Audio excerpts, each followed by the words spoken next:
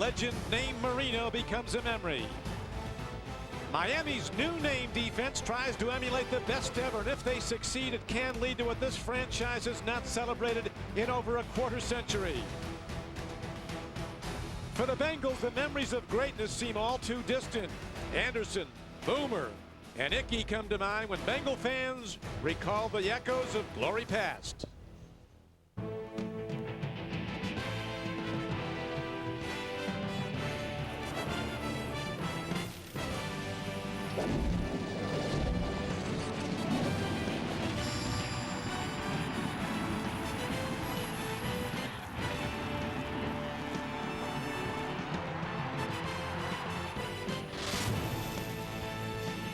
And welcome to Cincinnati, where the Dolphins have brought their mighty defense to face the Bengals. Big story in Cincinnati, 63-year-old Dick LeBeau, who takes over today as head coach of the Bengals, replacing Bruce Coslett, who quit on Monday.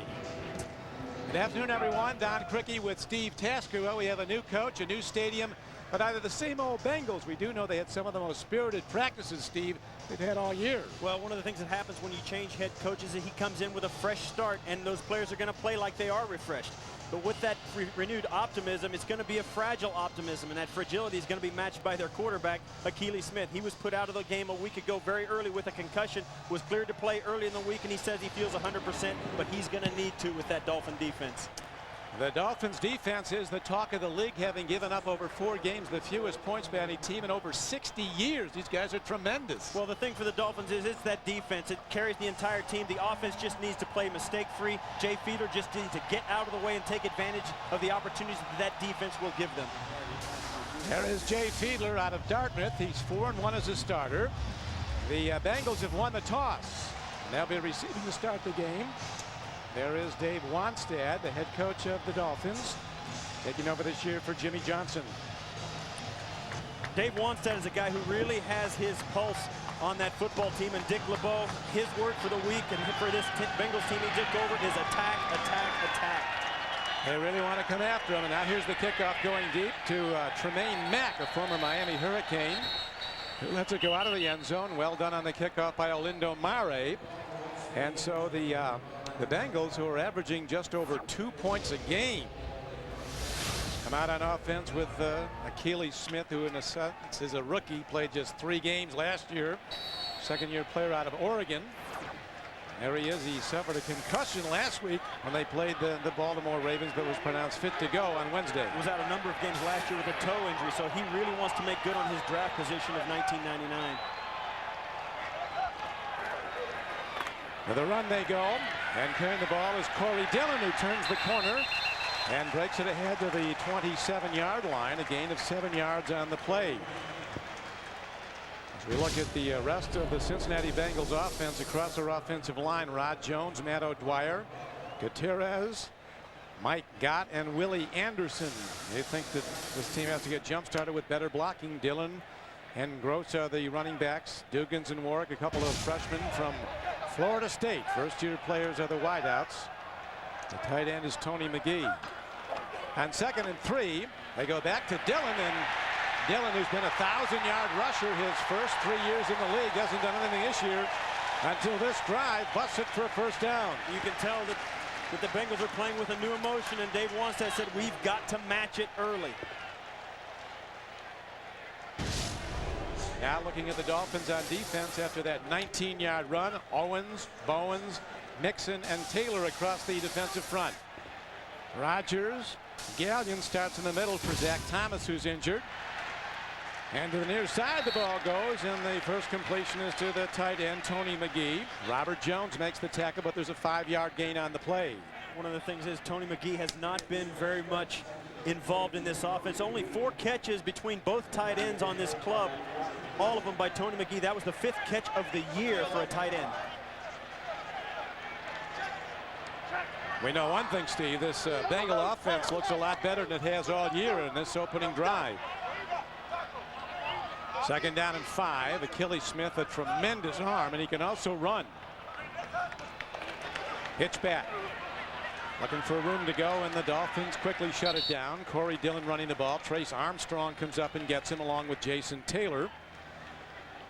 Trace Armstrong having a tremendous season at age 35. 6.5 sacks already. 7 quarterback hurries. He's forced 3 fumbles on the way to a career year. And he's having a fantastic year as a role player on third downs and pass rushing situations. And one of the pluses for this defense, and one of the things that's made them good, is they've got a lot of depth up front. That front 7 has played outstanding. And Steve, last week, as you know, the Bengals rushed for only 4 yards total. They have 27 yards rushing already in this opening drive. Smith throws, and it's a connection. That is Craig Yeast, a second-year quarterback out of Kentucky, for a 6-yard gain and a Bengal first down. You can see already, if you've watched anything at all about this Cincinnati Bengals team, you can see a difference immediately with the opening kickoff. This opening drive, they're much more emotional, they're much more crisp, and that's a credit to the changing coaching staff. You got Ken Anderson now calling the offensive plays, and now Dillon hit in the backfield is still knocked down for a loss. Kenny Mixon was the first guy to get through and get a shot on him. One of the things about changing head coaches is that it changes everything. All the guys on the staff there, as you see Henry Mixon walking off, getting looked like his hand hurt, but the whole coaching staff for the Cincinnati Bengals was hired by Bruce Coslett. These are all his friends. Dick LeBeau was hired by Bruce. They've coached together for a number of years. They're all pulling for Dick LeBeau now, as they once did for Bruce Coslett. They want to make sure that everybody knows that this is a team that has talent to win, and they want to make a difference.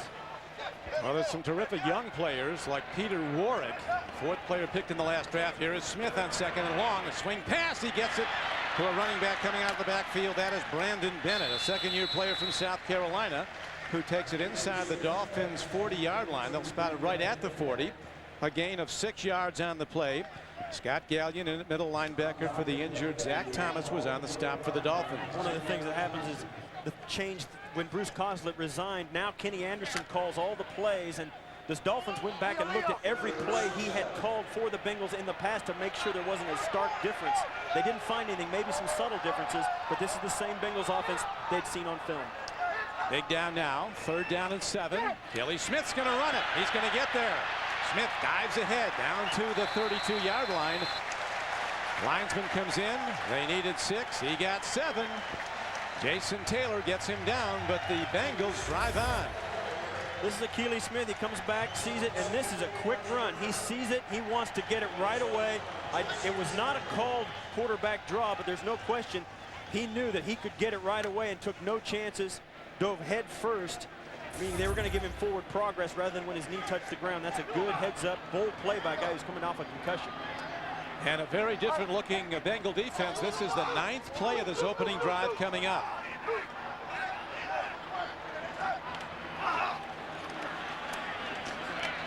Running with the ball is the fullback, Brandon Bennett, and he gets it down close to the 30-yard line. Akili Smith, one of those multimillionaires out of the quarterback class of '99, missed 8 games due to a toe injury last year. And last week against the Ravens took only 7 snaps, threw 1 pass before he was knocked out of the game. He's a rookie. I mean, it's his 2nd year, but he only started 3 games last year total and missed a lot with injuries. He's a guy that's still feeling his way out. As you see, he's 3 for 3 throwing the ball in this drive.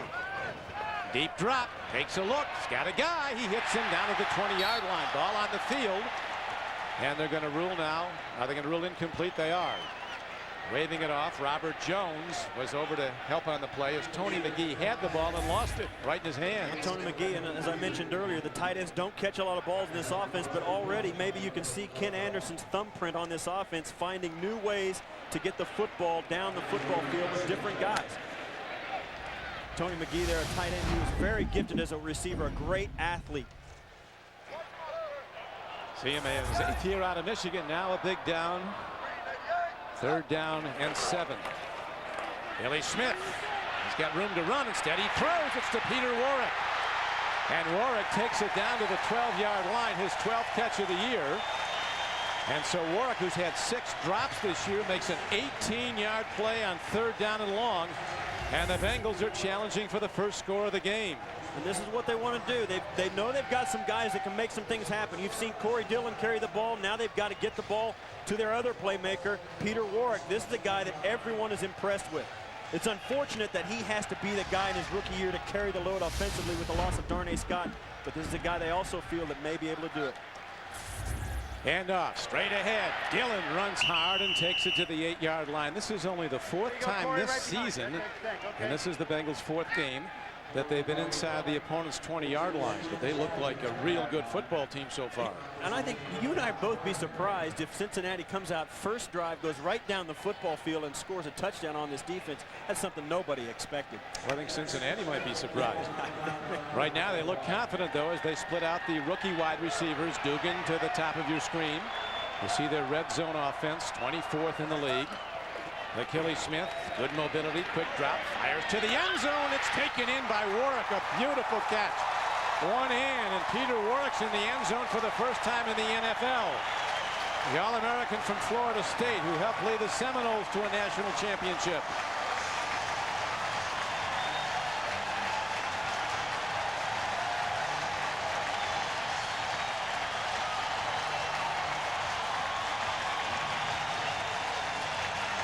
That's the Peter Warwick they drafted. This superstar. You can just tell by the crowd they are starved for a reason to cheer. They really enjoy that. Now Racker's a rookie place kicker who's been struggling. Knocks the extra point through. Look at this play. Watch as Warwick gets to the back of the end zone. Watch the catch as he reaches up. One hand pulls it in. That's a top draft pick right there. That is a top draft. Well, the emotion that Dave Wanstead was concerned about certainly in evidence on that opening drive. Peter Warwick, who led Bradenton Florida High School to 2 straight Florida 5A championships in high school, one of the best high school leagues in the world.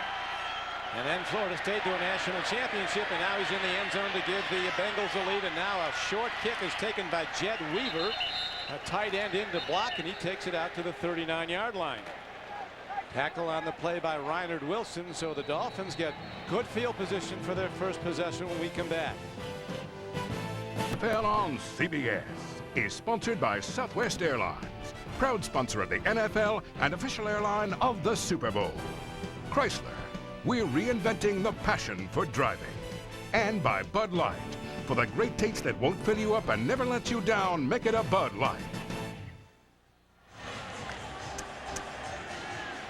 The Dolphins break the huddle after the Bengals just went 80 yards in 13 plays. The payoff, a 9-yard touchdown throw to Peter Warwick, a one-handed grab by the rookie. Now to the run go the Dolphins, and Lamar Smith is stuffed for no gain. John Copeland out of Alabama, one of the highest players drafted when he came out 5 years ago, makes the stop. Jay Fiedler, he's a guy that's really, they want him to play steady. They don't expect him to win the football game, but they do expect him to play mistake-free. Well, he's 4-1 as a starter, Jay Fiedler, who was actually out of football for 2 years. He had previously played with the Philadelphia Eagles, Minnesota Vikings, and Jacksonville Jags. And now the starter for the Dolphins. Fiedler with a drop. Here comes the rush, and he's taken down back inside the 30. John Copeland busts through. The 5th pick in the draft when he came out, and so all of a sudden this emotion we've heard about, Steve, looks like it's legit in this Bengal team. It really is, and that offense for the Dolphins is going to have its hands full. If you look at the offensive line, Tim Ruddy is the guy who has played better than anybody on that offensive line. Wanstead singled him out. You see there the 2 receivers, Lamar Smith and Leslie Shepard. They were supposed to be number 3 and number 4 for the season, and yet they've been pressed into action due to injuries. Dave Wanstead not happy with the way this game has started out. He was very aware that they had to match the emotion of the Bengals early on. Dropping to throw. Penalty markers are down. The play is whistled dead. An infraction before the snap of the ball. Tom White is our referee.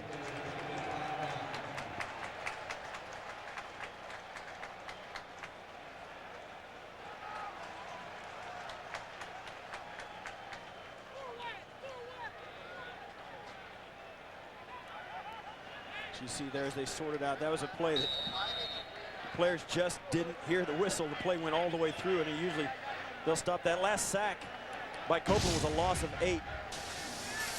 It's the defense that has been maligned. There's the front 4. Bankston has not made big plays up until a moment ago. Armigas Spearman making his first NFL start, and this is the secondary that is going to be tested today. Darrell Williams, a former Miami Hurricane, back with the Bengals, who drafted him in the 1st round. Here is Fiedler in trouble, and he throws the ball away. So on third down in a long, long way, Fiedler has no shot. And it's 4th and 23. And Dick LeBeau, the coach of the Bengals, certainly off to a fast start, early as his pro coaching career is as a head coach. He's in his 41st year in the NFL. And this is a crowd that is really eager to jump on with the Bengals and see them play well. The ball punted. Turk hits the ball downfield for the Dolphins. Yeast, living dangerously, fields the ball with Dolphins all around him. He's taken down at the 27-yard line. And there, the Bengals with a 7-0 lead will go back on offense. 1st and 10 after a 48-yard punt. Don Criqui with Steve Tasker back at Paul Brown Stadium, one of the new super stadiums in the NFL.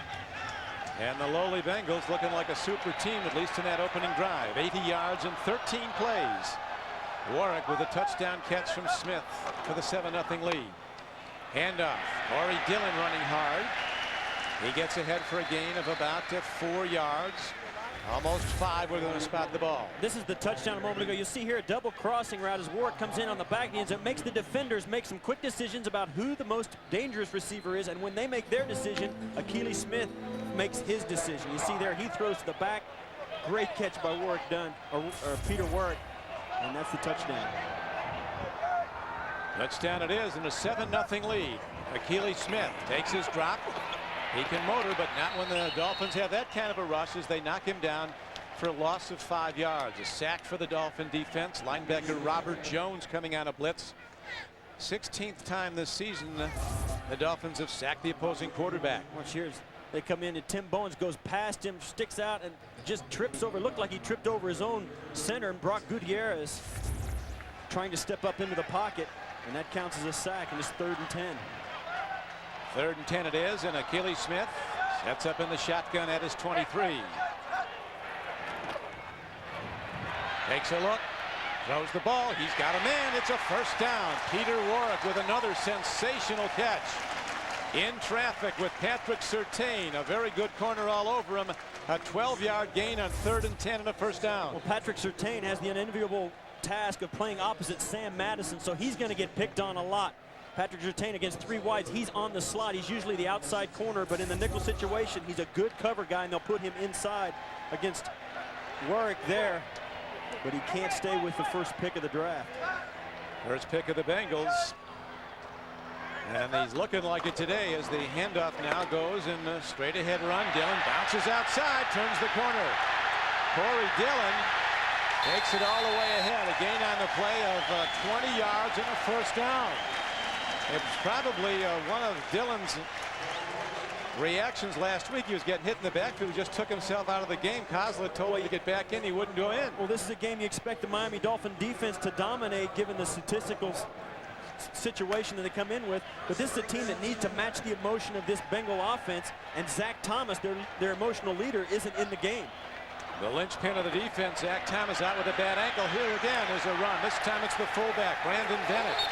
Comes near side. He's ahead for a 12-yard gain, another 1st down. Corey Dillon, who came into the game averaging 2 yards a carry, has 50 yards already on 7 carries. And there's Zach Thomas sitting on the sideline, standing around street clothes. He cannot play today because of the ankle injury he suffered a week ago. And let's face it, he's the middle of that defense. He chases plays down from sideline to sideline, and that is a huge loss when your best player on defense is watching from the sidelines. Now a double fullback set in the backfield. Gross and Bennett are both in. And they go take the reverse to Warwick and throw the ball to Brandon Bennett. Good defense by the Dolphins. They're going to shut him down for no gain. The Dolphin injury story has not been a happy one. Zach Thomas, as you see out today, ankle injury. Daryl Gardner will be back soon. These aren't just guys either. That's Zach Thomas, Daryl Gardner. Thurman Thomas has been the only guy offensively that's made plays. Tony Martin is another receiver, frontline receiver they've lost. Richmond Webb is back and ready to play, but they want to stick with the left tackle of Brent Smith, and he's going to play today. See Akili Smith completing only 40% of his passes coming in, 7 of 8 today. He takes a drop, makes a throw. Look at that play. Another connection down to the 15-yard line. Brian Walker with a knockout hit. last week, but he couldn't jar the ball from Tony McGee. Just click on live scores at cbs.sportsline.com to get updated on all the scores around the NFL. There were upsets today, and possibly another one in the making early as it is here in Cincinnati, as the Bengals have taken a 7-0 lead and continue to look superior on offense. Ken Anderson, who led the NFL in passing 4 times as a Bengal, back calling the plays. And the offense really executing well. Hand off. Again, they go straight ahead. Corey Dillon, who Dave Wanstead told us yesterday, Steve, is a mystery guy. If he gets going, their offense will get going. We're waiting to see what happens with him. That's exactly right. He's been getting hit in the backfield for 3 weeks. And today it looks like a completely different group of guys ahead of him. He has had room to run, made some plays on his own. And this is a team that the Miami Dolphins cannot afford to get down by 2 touchdowns. This is an offense that's not built to come back. And this is a big hole that the Dolphins are digging themselves early in this ball game. Dillon came in with almost no rushing yardage, 52 yards already today. Here's Achilles Smith on the run inside the 10. And he slides down to the 5-yard line in his wisdom. Well, they can't take a shot at him. Brock Marion was up on him quickly, but there's an 8-yard gain on the play. And it looks like where the ball is spotted, it's going to be a first down. Apparently it's going to be close enough to measure where they're spotting it. In this day, there's so many young quarterbacks out there who are feeling their way. Tim Couch, Achilles Smith, Dante Culpepper, and the thing that they are all able to do is run like this. It's become quite a weapon in the NFL to make sure that your quarterback, if he has a chance, run five yards, fall forward, get a first down. It's a huge weapon for an offense because it's just so easy for a quarterback to do, and it's not dangerous. You don't turn the ball over, and it's disheartening to a defense. Dave Wanstead, we have to match their emotion. He was very concerned about this game, and before the game, when his players were coming out, Wanstead was out there on the field exhorting him. I've been on a team with a head coaching change. There's no question. You get a huge boost emotionally. It's a fresh start for everyone. And there's also a sense of urgency because if the head coach is expendable, everybody else becomes expendable too. So you're really playing for your professional life. Well, Steve, as you know, as LeBeau told his players at the first meeting, he said, we're all on 13-week contracts. That's how many games they have left in this season. 3rd and short. Crash into the middle. I don't know, the Dolphins might have slammed it. They're whistling the play dead.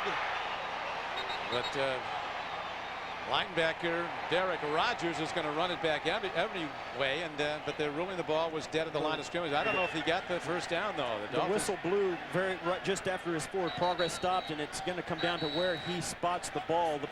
All the play that happened after the initial plunge into the line of scrimmage didn't happen. There were whistles blowing all over. The head official did not hear it and chased the play down himself. And halfway down the field, Dave Wanstead was out on the field.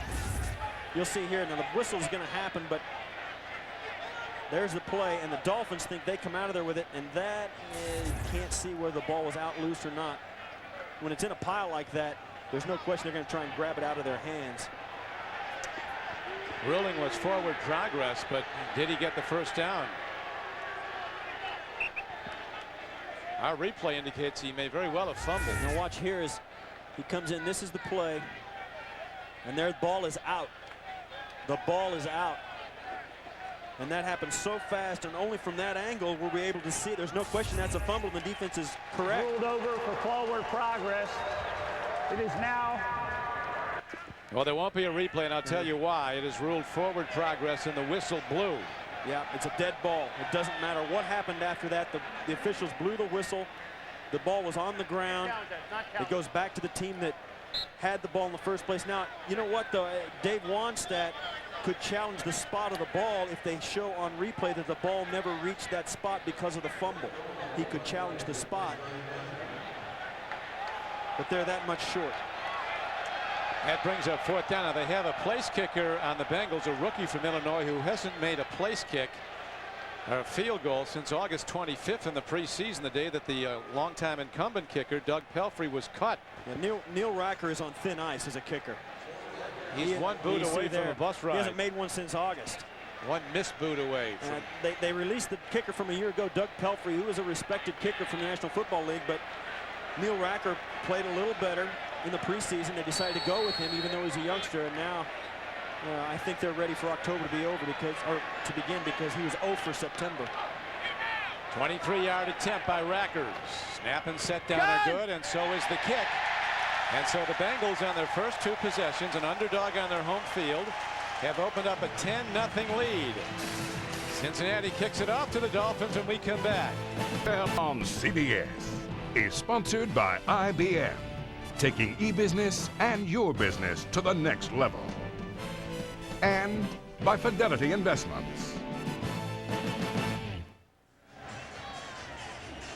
Back to Cincinnati and a surprise score. The Bengals leading the Dolphins 10-0.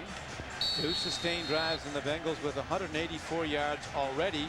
Our last week in total against Baltimore today, 145 already. That's against 2 of the best defenses in football. That's right. Shut out last week were the Bengals, 37-0. Here is Brock Marion running back the kickoff. He's taken down back at the 20-yard line. Adrian Ross, 57, was the guy that got there and got him. And now we'll see if quarterback Jay Fiedler can get the Dolphins moving. The Bengal Tigers have some bite today, leading Miami 10-0. Our aerial views are courtesy of the Goodyear Tire and Rubber Company. Goodyear providing aerial coverage of the world's sporting events for more than 75 years. Now the Dolphins take over the ball as the Bengals shift their defense into a blitz formation against Jay Fiedler. He elects to run the ball with Lamar Smith, his leading runner, taking it straight ahead. And he gets out to close to the 30-yard line, a gain of 6 yards on the play. Bankston was on the stop for the Bengals. It's one of the things that the Dolphins are doing much better this year than they have in years past, and that's run the football. They've struggled a little bit because their passing game has not been able to complement the run, and they've struggled in the running game because of that.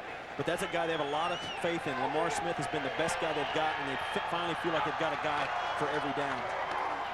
Lamar Smith averaging 3.5 a carry. Now a free ball, and it looks like the Bengals have it. Referee Tom White jumps in, takes a look, and he signals they do indeed. Coming up with the ball was John Copeland, who's dominated this game from defensive end. He has a sack, he stuffs the run, and now he's recovered a fumble. You'll see Lamar Smith come into the line of scrimmage, and he just loses the football. That's what the Bengals wanted, and that's what the Dolphins could not allow to happen. The Dolphin defense, which has allowed only 22 points over the first 4 games, 5.5 points a game, already has given up 10, and more could be on the way. As on the fumble recovery, Achilles Smith on first down takes a look at the end zone, lets the ball, and it's overshot as he's looking at Warwick. Good coverage against him. Peter Warwick running a deep pattern. Brian Walker with him stride for stride. A moment ago, Lamar Smith comes into the line of scrimmage trying to establish the run, calm things down a little bit, get their offense in some rhythm, and all of a sudden, bang. Right there, and you see there Tom Barnt just sticks his arm up to get a wing on him, and the ball pops loose right to the hands of John Copeland. And Miami Dolphins, when you come in as a heavy favorite, the one thing you want to do is don't let them hang around. Well, right now, the Bengals are the life of the party. Well, they're more than hanging around. They have 145 yards offense to the Bengals. Miami has a total of 1 yard on offense. The task at hand for the day today, especially for the Miami Dolphins, is you had to jump on them quickly. They have not done that at all, and also they just got to play conservative offense and let their defense win it. All that goes out the window right now, and now the Cincinnati Bengals just relax and play. They're doing it, and they've got to score points. That, in all my wisdom, is the secret to the NFL. Score points and you win. How about that, Don? Sometimes it works. Right now it's working for the Bengals as they're off as an underdog to a 10-0 lead. Here is a handoff. Peter Warwick turns the corner. Warwick with that great lateral quickness, and now a marker is fired in by the back judge. Now the field judge throws it in, and it's going to probably be a blocking foul on the Bengals. Holding call against the Bengals. The play comes back. We were told yesterday that you can expect to see Warwick with the ball in his hands a lot more, both as a receiver and also getting it on reverses. Well, when your offense is struggling, you've got to find a way to get the best guys the football, and that's one way to do it. Holding, number 81, offense. That's a 10-yard penalty. 3rd down. Ron Dugan's the other rookie starter at wide receiver from Florida State. He is called for the hold. You watch here. This is the hold right there. You see his arms on the outside, and that is a hold. I mean, that's an easy call. You're out there all by yourself, and referee in that position does nothing but watch for that, and that's a bad play. If you want to hold a guy, Sam Edison's a guy you want to hold because he makes a lot of plays. Very hard to block. So now it is 3rd down. And they need 13. Handoff. Bennett turns up, turns in, and takes it down close to the 21-yard line. So all of a sudden, for the first time this season with a 10-yard run there, the Bengals are coming off the ball and blocking for the run. Tonight on the season premiere of 60 Minutes, how does Firestone answer the charge that their tires are not safe? That's what Ed Bradley wanted to know, and he reports it tonight on 60 Minutes. So 3rd down comes up short, 3rd and long, and now Rackers, who hit the field goal a short time ago, will try another. This one will be from 39 yards out. A rookie draft choice from Illinois hits the ball and hits it very well, and all of a sudden Rackers comes alive. The guy who, as you mentioned, Steve, was 0 for September kicking, lights it up on October 1, and the underdog Bengals have extended their lead to 13-0.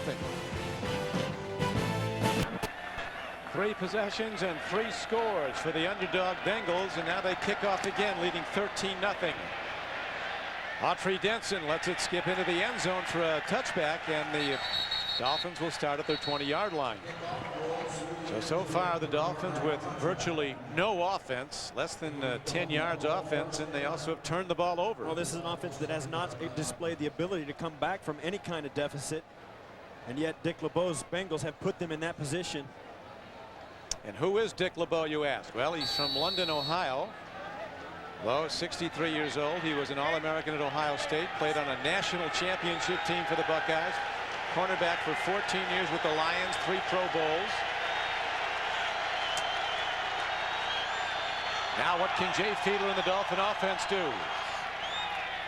Fiedler play fakes nicely, fires to an open man, and running in the open field and across the 40 is Leslie Shepard with his 10th catch of the year. He's ahead for a gain of 24 yards and a 1st down for Miami. Look at the highlights of Dick LeBeau's long career. You see his years with the Lions, those consecutive games, the 3 Pro Bowls. Yeah, he was a great player, but even just as productive as a head coach. You see here, defensive coordinator for Cincinnati and defensive coordinator right there. Those are 2 teams that went to the Super Bowl that he coordinated as on the defensive side of the ball. He's a very well-respected man around the NFL. His coordinator at Pittsburgh on their 95 Super Bowl team. And with the Bengals earlier, here's a throw and a nice extension and catch to the 49-yard line. Leslie Shepard then to the ball for a 7-yard gain. So Fiedler, finding him and his Dolphins down 13-0, comes out pitching on this drive. Well, one good thing about this game and the way it's turned out for the Miami Dolphins, their offense needs to have their backs against the wall. They've been leaning on their defense for 3 weeks, and I think you play better when you're a little bit more desperate, Don. Look at the Bengals and their entire team. I think the offensive side of the Dolphins needed to be shaken up and say, listen, we need you. Today's the day. All those good Dolphin receivers, O.J. McDuffie out, Tony Martin out. Their weapons are limited. Handoff, running high with the ball is Lamar Smith, and he is going to be thrown back on a 2nd down and 4 play. Takeo Spikes, nicknamed by his former coach a heat-seeking missile out of Auburn, 51. If he was on a better team, he'd be going to the Pro Bowl every year. He's that good in his 3rd year out of Auburn. Well, that's the kind of players that the Bengals have had an opportunity to draft. Let's face it, they've been high up in the NFL draft for a lot of years. They struggled all through the 90s. But Takeo Spikes is a guy that stepped in as a rookie 3 years ago and played extremely well right from the get-go. Remember what Terry Bowden said about him at Auburn. He's not only one of the best players they ever had, he's one of the best people they ever had at Auburn. Here's a handoff, and Lamar Smith with a slant run on 3rd and short. Busts ahead for a Dolphin 1st down to the 43-yard line, a gain of 4 on the play. Lamar Smith is a guy that they've got a number of running backs that they use. J.J. Johnson is a guy that can also go in there on 1st and 2nd down. But Dave Wannstedt really thinks Lamar Smith is a guy, he just likes him. He likes him. He's a little more productive. He's just had a little more success. He can catch a little better than the other guys, and that's why he's in there. Dolphins with their best drive now. 1st and 10, down 13-0 to the underdog Bengals. Play fake. Fiedler takes a look, and he's on the run. Jay Fiedler, who is a track athlete and a very good one, runs it all the way down inside the 20, and Jay Fiedler takes it down inside the 15-yard line. Fiedler is underrated as an athlete. He had a track scholarship offered to him out of high school to Stanford as a decathlete. That time he ran for 29 yards. Watch here. This is a great scramble back quarterback. He steps up into the pocket, looks to his left, and there is nobody over there. The official is the only guy he has to dodge for the first 25 yards. Great play here. Watch as he sidesteps. Artrell Hawkins gets an extra 7 yards there. That's a fantastic heads-up, cool play by a quarterback on the run. And the biggest play of the game now for the Dolphins as they strike close to the goal line. First and 10, pitch back, running high with the ball. And getting some yardage, but not a whole lot, is J.J. Johnson. Next Saturday, the Home Depot College football rolls out a big-time doubleheader. First, it's an in-state war when Chris Weinke and the defending national champions from Florida State meet Santana Moss and the Miami Hurricanes. And in the second game of the doubleheader, Rudy Johnson revs up those Auburn Tigers against Wayne Matkin and the Bulldogs of Mississippi State. All next Saturday on CBS. Second down. Johnson's run good for a 4 where they spot the ball. 2nd and 6. 2nd and 8 for a touchdown. Back to Johnson. He's down inside the 5 to the 4-yard line. It'll be 3rd down and a long 2 for a first down. Miami has played really well when they've been able to get inside the 20-yard line, down in the red zone they call it. They've been very productive. But they just haven't been able to get there enough. And I think what happens is this is an offense that can run the football, wants to be dedicated to running the football, but when you get down close, your passing game has to be more of a threat than the Dolphins has been able to be. The quarterback, Jay Fiedler, was the igniter on this drive. His 29-yard run got the Dolphins down close. Fiedler on 3rd down, takes a look in the end zone, makes a throw, and it's intercepted. Picked off by Takeo Spikes. And he runs it out to the 7-yard line. And so the Dolphins are guilty of their 2nd turnover of the game, and the drive is stopped. These are the things the Dolphins just could not do. Turnovers and lackluster performance on their defensive side of the ball. This is a bad decision, a bad throw. There is Takeo Spikes. I tell you, he walks into a room when we met with him yesterday. You don't even have to know who he is or what he plays. You immediately say, there's a guy I'd like on my team. You're right. And he got the interception to stop the Dolphins' drive. Now a run, and breaking it is Corey Dillon, who has done nothing this season, but today he's running with a vengeance. A 9-yard game on the play. Jay Fiedler on the offensive side of the ball. This is last week, similar to this week, down close to the goal line. Tries to find something, then makes a desperate attempt to flip the ball forward. Bad decision, bad result. Just like we saw a moment ago, this is just a desperate attempt that is unnecessary, and the bad decision this week led to this drive by the Cincinnati Bengals. And Akili Smith changing the play, playing with a lot of poise. He stands in, makes a throw, and the race is on. This is the tight end, Tony McGee, cut down on an open field tackle by Brian Walker, who had that knockout hit last week on Kevin Falk of the Patriots at the goal line. That stopped what could have ended up being a tying touchdown. Great play action. Watch here. When Corey Dillon's running as well as he can, you see there, Scott Gallion just went with Corey Dillon and left the tight end running right down the middle. When your running game is working, the passing game and the play action come to life. Came to life there, and here's a handoff. Dillon again spinning off. A hard running back from the University of Washington hits ahead for a gain of 4 yards on the play. Coming up on the NASDAQ.com halftime report, join Jim Nance, Mike Ditka, Craig James, and Jerry Glanville for all the scores and highlights. That's all coming up on the NASDAQ.com halftime report. Guys, we're talking on the pregame show today about the phone maybe ringing for Jerry Glanville here in Cincinnati. You know, he'd listen. He'd pick it up. That guy's he's always talking. He'd love to listen to an offer. Right now, LeBeau off to a good start as the oldest rookie head coach since the merger. Akili Smith takes a look, and in his wisdom, I don't know if that's a good call. There's a fullback right near where he threw that ball. Tom White is going to call intentional grounding and lost it down. I don't think Tom White believes he was outside the tackle. He still threw the ball near where a possible receiver was. He's going to pick the flag up. Perhaps no.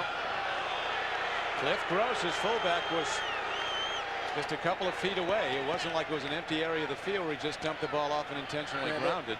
I think there's no question it was an intentional grounding. Yeah, the Dolphins sniffed out a screen pass that the Bengals had developed, and Achilles Smith did the right thing. He's not going to throw it over there. Intentional grounding. Number 11, Cincinnati. That intentional grounding is greater than 10 yards. Therefore, by rule, the ball will be placed where the spot he threw it from. This is also loss of down. Third down. So he was deeper than the penalty would have been, so they do it from the spot of the foul. Yep. Watch here as he drops back. He comes over here to his left and then throws the football. And to me, that's Cliff Gross is the nearest to the ball. He throws it right at the guy, and he's outside the pocket. I don't know. That, to me, there's no question he was throwing it away. But I thought it was a legal play. Third down and 17. Achilles Smith makes the throw. On the run is Bennett. Turning back, and Bennett fights ahead. He has a first down. On third down and 17, he breaks it for a 25-yard gain. On a day when it seems the Bengals will not be denied.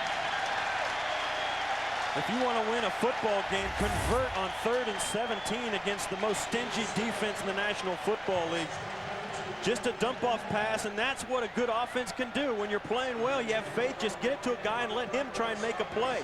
No use holding on to it. And Achilles Smith finding ways to move the football already. Brandon Bennett making the reception and the good run. Now Achilles Smith throws and comes in low to Cliff Gross, his fullback. And it's incomplete, brings up 2nd down and 10 at the 45-yard line of Miami. There's no question this Miami defense is not the same group that allowed only 1 touchdown through the first few weeks of the season. Achilles Smith is 10 for 14 with 116 yards and a TD. It is not the kind of statistics that the Dolphins were looking for. Those guys up there in front, their front 7 has played extremely well in the first month of the season, but they have struggled here today. They just have not been able to match the intensity of the Bengals.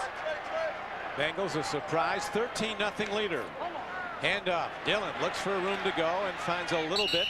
Dolphin defense shuts the door at the 43-yard line. Trace Armstrong making the stop. We talked, Don, about how difficult it is to win on the road in the National Football League, and it doesn't matter the record of the team that you go into. Home crowd, home field is home crowd, home field. It counts, and it makes a difference. It does. Now Achilles Smith looking for the play to be sent in. They're getting the plays in quicker this week, they felt, the Bengals, because it was Ken Anderson was signaling them, but Coslett, the previous coach, was calling them. Now Anderson's making the play call and signaling it in. But Smith on this play needs a timeout. Don Criqui with Steve Tasker back at Cincinnati. The Dolphins lead the all-time series with the Bengals by a decisive 12-3 advantage. In fact, the last time the Bengals beat Miami was in 1977. Dolphins have won 8 straight against the Bengals, but today it's been all Bengals so far. From the shotgun, Achilles Smith lobs one up. There's a foul on that play on Dugans, was fouled by cornerback Sam Madison. It's going to be a first down for the Bengals. Now, Sam Madison, just as he chucked the receiver, the ball was in the air already. Normally that would have been an okay play, but he chucked him so early and the ball was out so quickly that he was making contact when it was in the air, and that's the difference right there. Number 29, defense. That's a first down. Game on a 3rd down and 9 play, so Wanstad continues to see things go wrong for his Dolphins. A 14-yard penalty. And the Bengals, who've scored on every possession this game, a touchdown in their opening drive of 80 yards, and then 2 field goals, drive on, leading 13-0. Achilles Smith stands in, fires a rocket downfield and to the wrong side of Peter Warrick, who has one-handed grab today, and that was for a touchdown.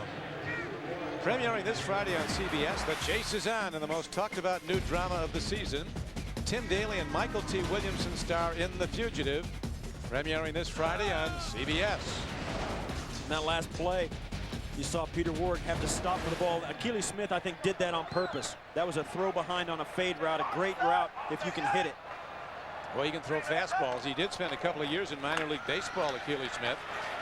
Rory Dillon starts to come wide, and this time the Dolphins are ready for him as he is knocked back. Sam Madison, one of the tacklers, along with linebacker Derek Rogers. Yeah, Keely Smith on that last play, you saw that this is a guy that can make all the throws, and this is a defense where he's going to have to. Miami relies on their quarterbacks a lot. Sam Madison and Patrick Surtain, they can play. Those guys are good.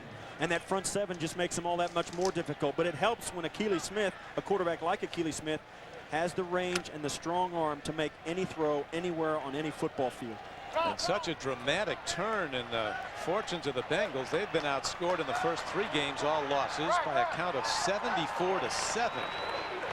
Keely Smith, strong of arm, throws that fastball incomplete at the 20. That was on 3rd down. It'll bring up a long field goal try. Jerry Wilson was covering on the play for the Dolphins. So Racker's now coming in, Steve, to try another one. He's hit 2. And it's amazing, too. This is a guy that couldn't hit the broadside of a barn through the month of September. Now today has been perfect, but this is a long one. This is going to be about a 47-yarder. And anytime you get over 40 yards in the NFL, that's when the kicker's percentages go way down. Well, Racker's the reason they kept him. He has such a strong leg for long field goals and for kickoffs. And now a penalty marker's fired in. Now it's going to be a 52-yarder. Another penalty and you punt. Dick LeBeau, very, very impressive opening day as a head coach so far, but a long way to go against a very good Dolphin team. As they're sorting it out, I mean, if they stop the play, it's usually an obvious offensive penalty unless there was contact on the defense. I don't think they moved. False start. Number 63, offense. It's a 5-yard penalty. Moving prior to the snap. Still 4th down. That is the case. The penalty puts them in punting range. And they don't feel a 52-yarder is worth the attempt, because then the Dolphins would take over at the spot of the kick. So they're going to kick it and try and pin the Dolphins back deep inside the 10-yard line. So Daniel Pope, number 13, a 2nd-year player out of Alabama, ready to punt the ball. It's Jeff Ogden who's back deep for the Dolphins. Ball angled to the near sideline. And it'll carry him out of bounds. We'll see where they mark it. They're going to mark it out of bounds at about the 23, it looks like. Now they're going to put it at the 19 on a 15-yard punt. Back we are to Paul Brown Stadium. Over the loudspeaker system, the Baja men blaring, "Who let the dogs out?" Well, somebody let the cats out today. Somebody, Steve, rattled the cage of these Bengals. As they're playing great football in what is yet a winless season. Right now they're up 13-0. Fiedler falling on his own center, and he's quickly swept under. It's almost comical now. The Dolphins come in here as one of the elite teams in the league, and now they can't even take a snap. From high above, these pictures are courtesy of the Goodyear Tire and Rubber Company. For more than 75 years, Goodyear has been providing aerial coverage at the world's major sporting events. Now, normally when you're down by 13 points in the first half, that's just 2 touchdowns. The Dolphins have no reason to panic. They've got enough players to score 2 touchdowns, but from here on out, their defense has to pitch a shutout. Well, their offense, even in this winning season, has been limited this year. Here is Fiedler with a swing pass to Autry Denson. Denson breaks it across to the 20-yard line. Got back the lost yardage and maybe one more. Bring up 3rd down and 9. Takeo Spikes again all over the field, makes a running tackle. Autry Denson is a 3rd down back today because Thurman Thomas is not in the game. He's another Thomas, along with Zach Thomas, who cannot play today because of a pulled groin injury. Thurman Thomas is a 3rd down back who, on this 3rd and 9, would definitely be in the football game, and he has been their most consistent playmaker throughout this early part of the season. Well, that veteran leadership, particularly Zach Thomas on defense. He really is the linchpin that ties this whole thing together for the Dolphins, but he's out today. Fiedler stands in, and there he is on the run. He'll get a 1st down. Jay Fiedler slides to a halt, and there's a late hit put on. Jim Quirk, the umpire, right there to throw a flag. And a 12-yard gain will be extended now on a penalty call against the Cincinnati Bengals. Tremaine Mack came in late and hit him. That flag will always come. The quarterback slides feet first. Don't touch him. That was a very innocuous hit. I mean, he barely laid. He just kind of laid on him. It doesn't matter. The quarterback slid and giving himself up. Personal foul, unnecessary roughness. 15 yards. Tremaine Mack protesting, and so is LeBeau, but it did indeed look like a late hit. I'll tell you, for me, I think this is the best part about being a quarterback. You don't have to get tackled. You don't have to get hit. You go down. If you want to get slide in, give yourself up, and you can't do that. And that's nothing. That hits nothing, but they'll call it every single time. The league is very sensitive to that. And the leading rusher by far for the Dolphins is quarterback Jay Fiedler. 2 runs for 43 yards. Long ball. Receiver's there, but he overshoots his man. Incomplete. And there's a marker down on the field, is it? I think it's his shoe. Oh, his shoe came off. Bert Emanuel lost his shoe just as he went for the football. Emanuel scoring the only touchdown last week on a 53-yard pass play, combining with Fiedler against New England. Bert Emanuel's one of those receivers who's in the game. The Dolphins have lost O.J. McDuffie. Lamar Thomas cannot play, and Tony Martin is also out today. So Bert Emanuel there, and you'll see there, watch his shoe pop right off his foot right there. And he's one of the guys who's been called upon because of the injuries to their receiving corps. 2nd down and 10.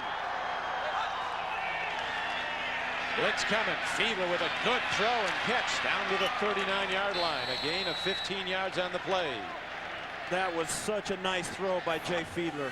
Right on the money. You see here, this is what stands ahead of him. A guy with 240 starts and 420 touchdowns. That's a tough thing. But Jay Fiedler in 4 starts and touchdown a game with a 3-1 record. Hey, 3-1 record, he'll take it. Fiedler moving his team again. You'll remember the interception the last time he drove him down close. Goes to the outlet man. With the ball is Lamar Smith, and he takes it inside the 30-yard line of the Bengals and down to the 29. As the Dolphin offense now seems to have settled in a bit. Well, they did that in the last drive. They drove down the football field methodically, made all the right plays, but when they got close, Fiedler made the bad decision and threw the interception in the end zone. And we're now down to the 2-minute warning in the first half as the Bengals continue to pit. The Miami Dolphins coming in, allowing just 5.5 points a game. Down 13-0 in this one. Coming up, the NASDAQ.com halftime report. Jim Nantz, the ringmaster, maintaining control somehow over that group. Yes, with a chair and a whip. Yes. Coach Glanville, he's out of that chair more than he's in it. But they're fun. They'll have all the scores and highlights at halftime. 1st down and 10. Fiedler play faking. Here comes the rush. Fiedler throws it and can't get anything behind it as the rush was on him from Oliver Gibson. Now that wasn't intentional grounding there, and it was almost the identical play to Keely Smith, except he was a little bit more under duress. As you see here, this is a play they've tried a couple of times where you fake the handoff, come around this way, then look back for a screen pass, and they have snapped it off both times. Both these teams find different ways to get the ball out of the hand of the quarterback into the playmakers, and screens, reverses, and short passes are the best way to do that. And that's, Steve, the 8th play of the drive coming up. It started at the Miami 19. Fiedler, quick drop, makes the throw. Beautifully done down to the 21-yard line, but short of a 1st down. It'll be 3rd down and 2. 8-yard gain on the play as Leslie Shepard makes the catch on Tom Carter. What a nice catch Leslie Shepard makes on this. You'll see this is just a quick release. He'll throw it. Watch this catch. There's a guy right there in traffic, right on his face mask. Nice throw. Watch how he gets. He has to get inside. He has to get inside of the defender to make this catch, and that is a difficult, well-executed play. Handoff. Lamar Smith slammed down on 3rd and 2. He got nothing. May have lost a half-yard. Darrell Williams, the former Miami Hurricane, who played on 2 national championship teams for the Canes, comes up and makes the stick from free safety along with Takeo Spikes. On the fullback, Rob Conrad, who's really been an improving player, but unfortunately Rob's shaken up on that play. 2nd year back from Syracuse. Now he's a guy that does a lot. He's a big guy, can block in the running game. They don't need any more injuries to the offensive side of the football for the Dolphins.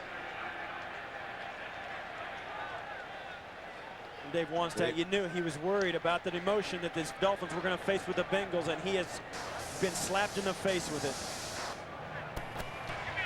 Adverse development. The Dolphins with another shaken up player. Rob Conrad limping off. You see they're just trying to help out. Gets his leg rolled in on from the side, and that's always the danger in traffic, especially in the run game.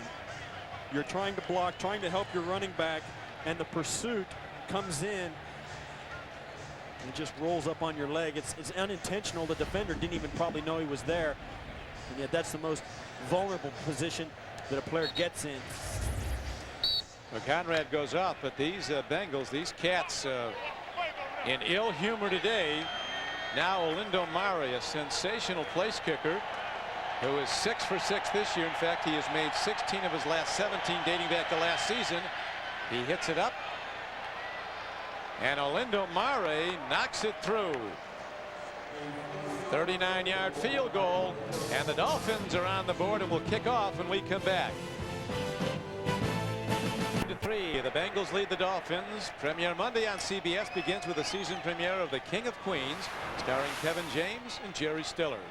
Then it's the series premiere of the new comedy Yes Dear, followed by a special 1-hour Everybody Loves Raymond, with Ray and his entire family on location in Italy. And Tony Danza joins the cast of Family Law in the season premiere. It's all Monday on CBS. Tony Danza on the pregame show today. Yeah. Well, they get people dropping by there all the time, don't they? Landro's trying to get his coat. Here's the kickoff by Mare. A high kick. It'll carry deep to Tremaine Mack. He's dangerous. This former Miami Hurricane breaks it across the 20. Both arms on the ball, and with good reason. He's fumbled it away in 2 of the previous 3 games, but not in that one. So he runs it back 29 yards for a first, give them a first down at the 31. That's one of the things. Now, this Bengal team has been emotional in this first half. They've really been keyed up. Now the question is, are they going to be able to sustain that through 4 quarters of a football game? Because that sucks a lot of energy out of you. And the Dolphins, they've kind of weathered the early storm here, and they're starting to get their feet under them offensively. Are these two teams, the Bengals on the way down emotionally and the Dolphins on the way up? Where are they going to meet, and where do those paths cross? Well, let's see what Akili Smith does now at 39 seconds. Is he going to attack or run the ball? He's going to run it, and he's going to take it to his fullback Brandon Bennett, who's had a good game, and he's ahead for a gain of 5 yards. But Coach LeBeau, in his wisdom, is going to take his winnings to the locker room, a 13-3 lead, not wanting to risk a turnover throwing the ball all over. Rob Conrad, the fullback for the Dolphins, who was helped off a moment ago, reportedly has a sprained right knee. He's not expected to return. That's a tough development. Starting fullback for Miami out. Now Akili Smith is indeed going to throw. He's stripped to the ball. Just what they were worried about. And on the run is Jason Taylor heading to the end zone, and he's in. And the Dolphin defense strikes.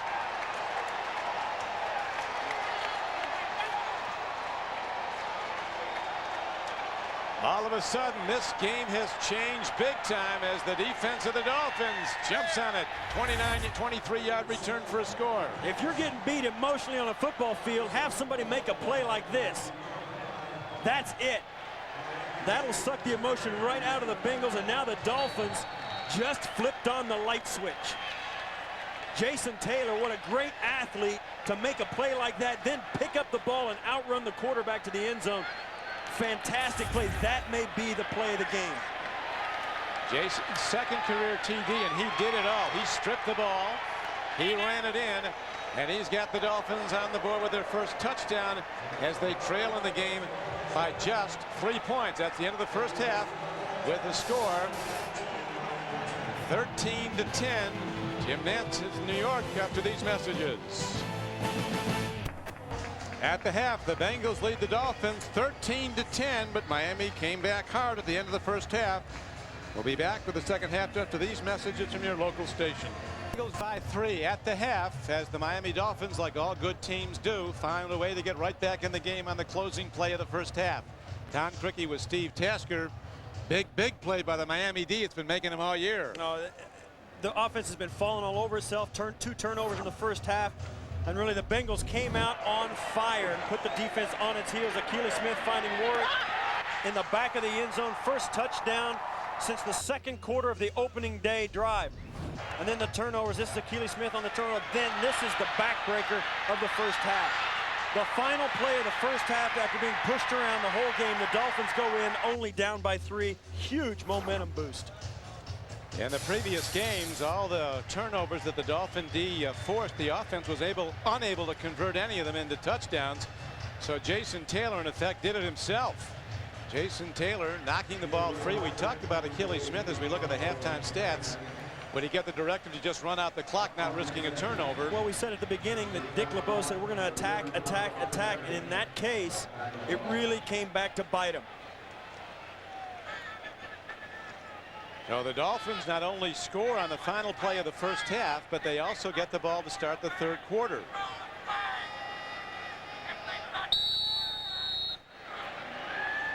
We'll see how much of the emotion that took out of the Bengals, but they still lead the game over the favored Dolphins. Here is Brock Marion running back the kickoff. Good return as Marion is out to the 30, so Fiedler and the Dolphin offense will start from their 30. First down and 10. You can't overestimate how huge that last play of the half was for these Miami Dolphins. Now the offense is picked up. They're boosted mentally. The defense is boosted. Now they feel like they've got a shot. They're no longer on their heels. Their offense has been moving the football, although it's kind of shot itself in the foot a couple of times with turnovers. This is a team that has a whole new outlook on this game after being pushed around by the Bengals in the first half. Jason Taylor was officially credited with a 29-yard return of the fumble he forced for the touchdown. Fiedler's best offense has come on his own legs. He's rushed twice for 43 yards, and here is a run straight up the middle by Autry Denson, the second-year back from Notre Dame, who was originally a Tampa Bay Buck. He's Notre Dame's all-time leading rusher. That play was just a simple off-tackle play right up the middle, and the offensive line of the Miami Dolphins pushed the defensive line of the Bengals back 3 yards. But look at the total yards in the first quarter. The Bengals, who had 4 yards rushing in a game last week at Baltimore, 154 first quarter yards. Dolphins started to get it going more in the second. And again, Fiedler, but somehow he gets the handoff to Denson. Fiedler working magic. That's twice now that he has stepped on an offensive lineman stepping back. No gain on the play. Bankston and Takeo Spikes were on the tackle. What happens sometimes, the defensive lineman will come off the ball or play in a certain gap, and the offensive lineman will take a step he doesn't normally have to take because of the way the defense is playing. He'll step back, and you take so many hundreds of snaps as a quarterback. If the center steps differently, you run the risk of being tripped, and it's happened twice. Third down, and the Dolphins need 4. Fiedler 6 of 10 throwing the ball for 69 yards, 1 interception.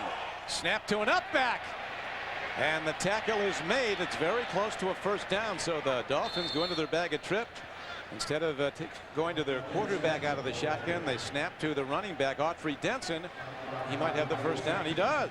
This is a Thurman Thomas play. This is straight out of the playbook that is designed for Thurman Thomas, the third down back for the Dolphins, who cannot play today.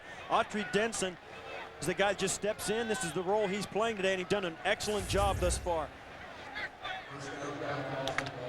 Dolphins found themselves down 13-0. Opening drive of the game was spectacular. Bengals took it 80 yards. Warwick, the rookie, with a one-handed touchdown grab on the payoff end. They subsequently built the lead on a couple of field goals by Rackers to 13-0. Then the Dolphins got an Olindo Mare field goal, and then the huge play at the end of the first half. False start. Number 86, offense, moving prior to the snap. It's a 5-yard penalty. First down. One of the things you have to think about both these teams, especially the Dolphins, with the injuries of their receiving core, and obviously the third down back, Thurman Thomas, you can't change your offense at this point of the season. You have to just continue to call the plays and expect guys like Autry Denson to take up the slack and play the same role as their frontline players. Denson is the eye back as Fiedler takes a look and swings it out near side. Looking for room to run is Lamar Smith, and he does get the ball ahead for plus yards on a 1st and 15. Gained about 7 yards on the play. Log on to NFL.com and track your favorite players with up-to-the-minute stats. It's all at NFL.com. Everything you want to know is there's a Bengal shaken up on the tackle. So with 12-16, this is Oliver Gibson, their best down lineman this season. Big Oliver's up. Break the huddle. Oliver Gibson on the sideline, shaken up, appears to be all right. But he comes out at least for one play on the injury. 2nd and 9. Fiedler takes a look. He's in trouble, and he throws the ball incomplete. Trying to get it to Denson. Putting the rush on was that guided missile, maybe an unguided missile, to Takeo Spikes. Let's take a look at Gibson again here, Steve. That's one of the things that happened in pursuit. Oliver Gibson there is a guy who is really, they're looking for more consistency out of Oliver. I mean, he's a guy they like. He's big. He's explosive. They just want him to do it every time. This is a guy that has really been a force at times, but they want consistency. A very good athlete. He actually played varsity basketball at Notre Dame one year. Set a mean pick, I would believe. Here is Fiedler downfield and an extension and grab. A beautifully caught ball down to the 46-yard line. A 13-yard gain on the play by Jeff Ogden. His first catch. How many injuries the Dolphins have suffered. Jeff Ogden is a testament to that. This is a guy that has not been around very long. This is a guy that would not be around the Dolphins camp unless 3 guys were down. Jeff Ogden coming out and really, you loved him. Just go out there, run the route, catch the balls that are thrown to you. They need help from everybody today. Handoff straight up the middle, and Lamar Smith as the Dolphin offensive line cracks open the Bengal defense. And straight ahead is Lamar Smith, taken down by the last line of defense, the free safety, Darrell Williams. This is an offense for the Dolphins that is just beginning to find itself under Jay Fiedler's direction. They run the ball much more than they ever did under Dan Marino, and their defense has given them the opportunity to do that. Dolphins, though, guilty of 2 turnovers in the first half. You remember the 1 interception when it looked like the Dolphins were going to go in. Now Gibson is back in the game, a defensive tackle for Cincinnati. On second down, Lamar Smith goes wide, and he's run down. Armigas Spearman, the middle linebacker, a rookie free agent out of Mississippi, knocks the ball carrier down for a loss of 4. You know, you go through the media guide for the Cincinnati Bengals, and Armigas Spearman is in the back of the book. He's got about 2 lines next to his name. This is a guy nobody thought would even make this football team when the training camp started, and yet from the first day of minicamp, they said, hey, wait a minute, who is that guy? Talking to Armigas yesterday, terrific young guy, big heart, talking about these cats out here, they can all run faster in college, and here it is on 3rd down, and a hard hit. Look at the throw, though. And somehow the ball is fired away to Bert Emanuel. A brilliant play by Jay Fiedler, a 10-yard gain when it looked like he was going to be sacked. It is instead a first down for the Dolphins. You know, this is exactly the kind of thing Jay Fiedler's done the last 2 weeks, and they've both been picked off. He did it once last week, and now he did it again earlier today, but he's getting tackled and tries desperately to make something happen, and finally he gets one to go his way. Bert Emanuel, watch here, he's got a guy hanging on him. John Copeland's got 1 sack today already. Finally just desperately throws it, and it comes through for him. So on tremendous improvisation by the quarterback Fiedler, the Dolphins get the first down. And here's Fiedler to throw again. Sidearms the ball to Denson. Loses 1 tackler. Now a penalty marker's fired in. Could be a face mask. As they took a swipe at Denson's helmet. And that stops the clock with 9:09 to play in the That's third an quarter. illegal man downfield. One of the offensive linemen was too far down the football field. Ineligible lineman, number 71, downfield. That's a 5-yard penalty. Remains first down. Todd Wade, the rookie offensive tackle, a 2nd-round draft choice who has played so well. He was downfield. He's a 2nd-round guy that came in, and this is a guy, you see there, he runs down the football field. He's just too far. He takes off running, and you just can't do that. You can't do that. He should know that. Brings up first down and 15 for the Dolphins. Here comes the blitz. Right up the middle. Fiedler reads the blitz, makes the throw. Connection is made short of a first down. As taking the ball in is Oronde Gadsden for a 7-yard gain. It's a great play by Jay Fiedler. That's exactly what happens, and that's what Cincinnati expected. They want to send too many people for them to protect against. Make Jay Fiedler find the open guy, make the receivers make the proper reads. Jay Fiedler's doing it right now. He's just finding the open guy, getting the football, not trying to bang for the big play. Just running this offense the way he should have ran it all in the first half. And that brings up 2nd down and 8. Bengals coming with a blitz again. Here's Fiedler standing in, throws near side, makes the connection, and the ball is incomplete at the 30-yard line. Bert Emanuel, who was under a lot of pressure when he played for the Tampa Bay Bucks because of some drops, a lot of pressure on him, but he's made some big plays for the Dolphins. And he can also play quarterback. He was a good quarterback at Rice. No, they've got some plays in for him to play quarterback in the short yardage. Which is here, Jay Fiedler just takes his time, throws the football to the open guy, taking what the defense is giving him. And he needs his guys to come up with plays like that. He's had a lot of drops this year, and they have suffered for it. It was close to a big play. Now it's third down. Fiedler and the Dolphins need 8. Looks like a corner blitz. Here comes a D-back running hard. The throw, and the ball is taken in. What a play by Oronde Gadsden. So strong at 6'2", 218 pounds on a third down grab, 14 yards, and the Dolphins drive on. Oronde Gadsden was going to be the third receiver in the Dolphins offense, but he has become more effective than that, more used than that, because he's a big guy. You'll see there what they need to learn to do and what they're trying to incorporate into their offense is just give him the ball and let him make a play. And you see there the blitz is picked up perfectly by the Dolphins, and that's what comes from confidence and preparation. Dolphins, their preparation is now being executed a lot better as they go to the pitch, and with the ball is Lamar Smith, and he runs it inside. He's going to go in.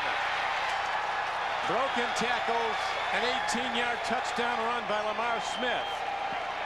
And on the play of the season for the Miami Dolphins, the play of the season, it might be the play of the season after 16 games, was the final play of the first half. Jason Taylor stripping the ball, picking it up, running it in for a touchdown. He turned this whole game. And it has turned, and this is just one more way that the Dolphins just grounded out, did not lose hope. Jason Taylor's play gave them an opportunity to come out. This play gives them the lead instead of just getting them back into the ball game. And now we wondered how long Cincinnati would be able to keep that in motion. The extra point spun up and through by Olindo Mare. And for the first time today, the favored Dolphins, who have beaten the Bengals 8 straight times, have gone to the lead 17-13. Great run by Lamar Smith. He's keeping that football. Dolphins kick off when we come back.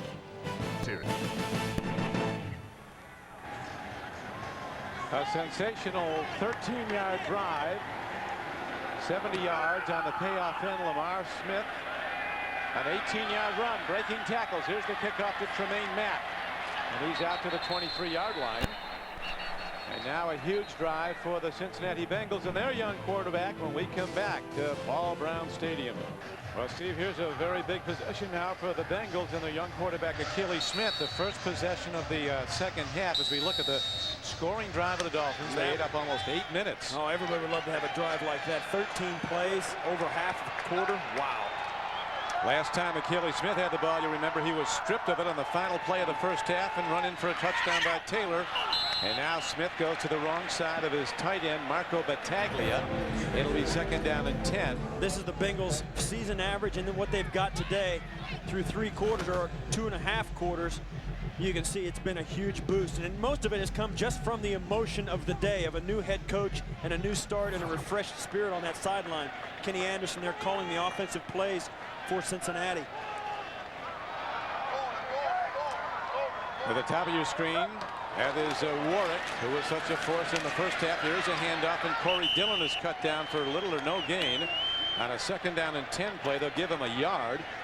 Scott Gallion playing middle linebacker for the injured Zach Thomas, who will be back next week against Buffalo. One of the things about this offense, Kenny Anderson there, you see, he thought it would be a benefit now that Bruce Coslet was not calling the plays. He's calling the plays, and he doesn't have to worry about the defense on the field, so he can go over between series and talk to his offense and get some communication with the guy who's actually going to call the plays to Achilles Smith. And Dillon, who had only 82 yards rushing for the season prior to today, already has 73 today. Here's Achilles Smith on third down. And he comes in way high to an open receiver, his fullback, Brandon Bennett. So Achilles Smith could be rattled by what happened to him at the close of the second half. You see there, he thinks it's him pounding his chest and said, that was my fault. That was not a hard throw. He just tried to aim it in there, did not make a good throw. The excitement got the better of him, and that was an important series for the Bengals. Now their defense has to answer. They're giving the ball right back to an offense that's found its rhythm. Opening drive, a whole lot of rhythm. And here is a punt block on. The ball is hit downfield, a high punt to the near sideline. And the Dolphins are going to get very good field position, as it's going to mark the punt out at the 46. Thurman Thomas, a third down back who you spent a lot of years with, Steve, at Buffalo and went to 4 Super Bowls with him. He's out today. That guy can play. I mean, the Dolphins are so happy to have him. He's made some plays for their offense. And I spoke with him before the game, and he's just happy to be there. He likes being there. He likes the opportunity they're giving him. He thinks he can help him the rest of the way as well. He's got 88 career touchdowns. Now the Dolphins, who've taken the lead for the first time with good field position. The ball spotted at the 46-yard line, their own. Fiedler with time, and here he is on the run again. And they'll take him down after a gain of about 5 yards down to the 49-yard line of Cincinnati. Oliver Gibson finally ran him down, so Fiedler's demonstrating some very good escapability.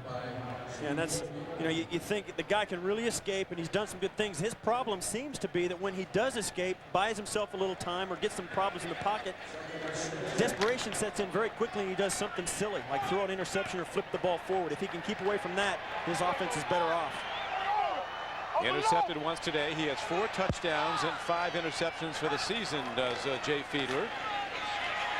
On the run, Autry Denson, undersized back at 5'10", 195. The Sunday story, some great individual efforts today. Yeah, around the league you can see, and this starts out with St. Louis, and those guys in St. Louis hanging a half 100 on San Diego. Good night, 57 points. Kurt Warner's busting all kinds of records, and that's the guy he's throwing to. Isaac, 9 receptions for 167 yards, and then Peyton Manning continues to romp over the AFC East. A lot of people thought Marino's 5,000-plus yards passing in '84 would stand forever, but right now, Kurt Warner's on track to throw for 6,500 this year. Here's a long ball downfield. An open man is Bert Emanuel, and it's broken up, and a penalty marker comes in.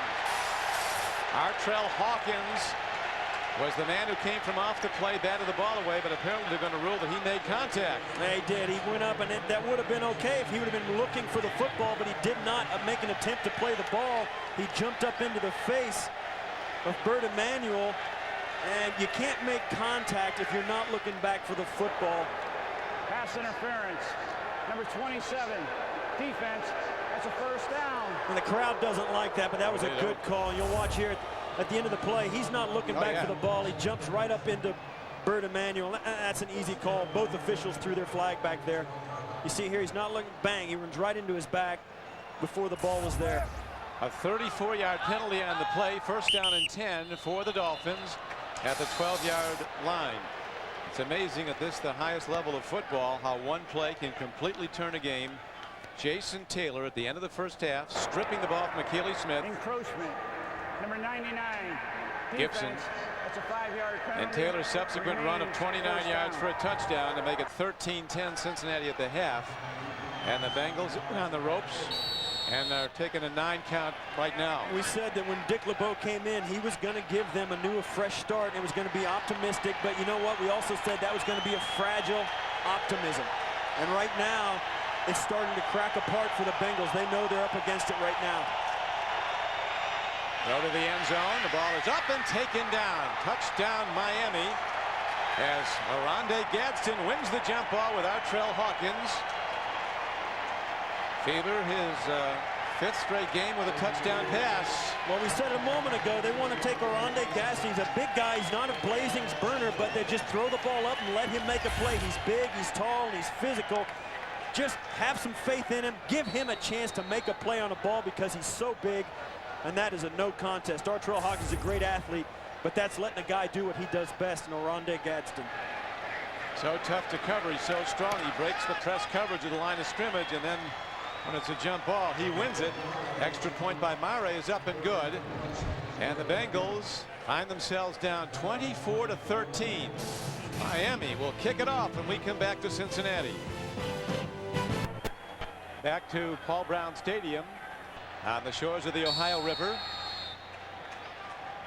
Dolphins have scored 24 unanswered points to come from 13-0 down to a 24-13 lead. Short kick from Ain Mack, fields it on the run. A game breaker. He takes it to the 29-yard line. Good special teams coverage. Something you specialized on, Steve, going to 7 Pro Bowls as a special team standout for the Bills. Directional kickoffs. Yeah, it's a huge plus, and it helps the offense to get, it keeps the offense from coming out on your side of the 50 when you can do that. Akili Smith The first half he had 116 passing yards, and now the clamps have just come down. 0 yards this quarter. Well, he got stripped of the ball by Jason Taylor. Now it is up to Akili Smith to get his team back in the game. He's got a throw to do it. Look at those Dolphins dig in that defensive front. They're going to be coming hard with a blitz.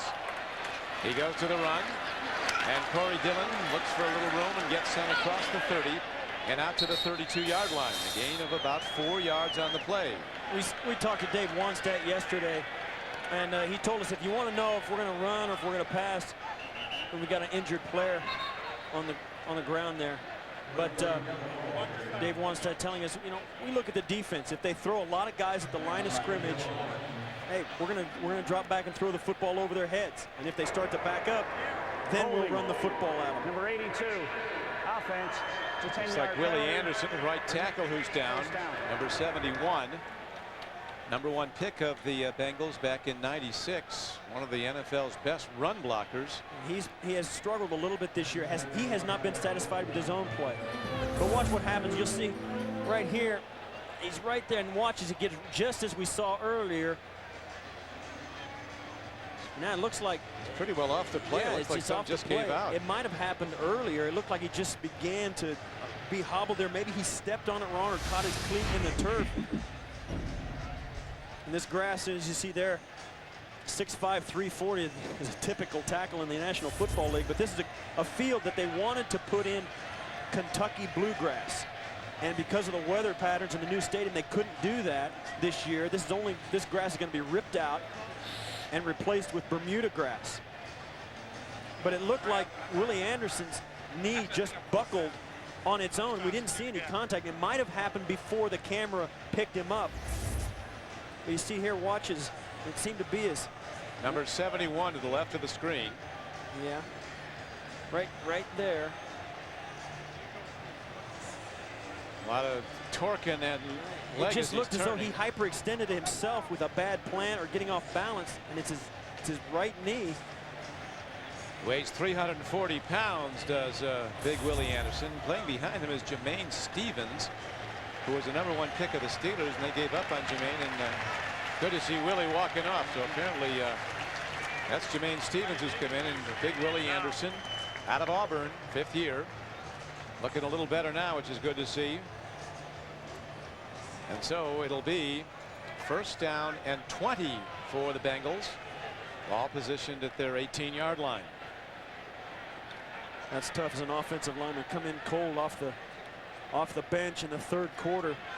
But that's what they get paid for. That's why they're backups, and that's why they've got, you know, the depth has got to be a factor in any time when you talk about a team. They've got to have guys that can back them up. And there you see the yards and how this game has switched. There was a holding penalty against the Bengals on that last play also. That's what makes it 1st down and 20.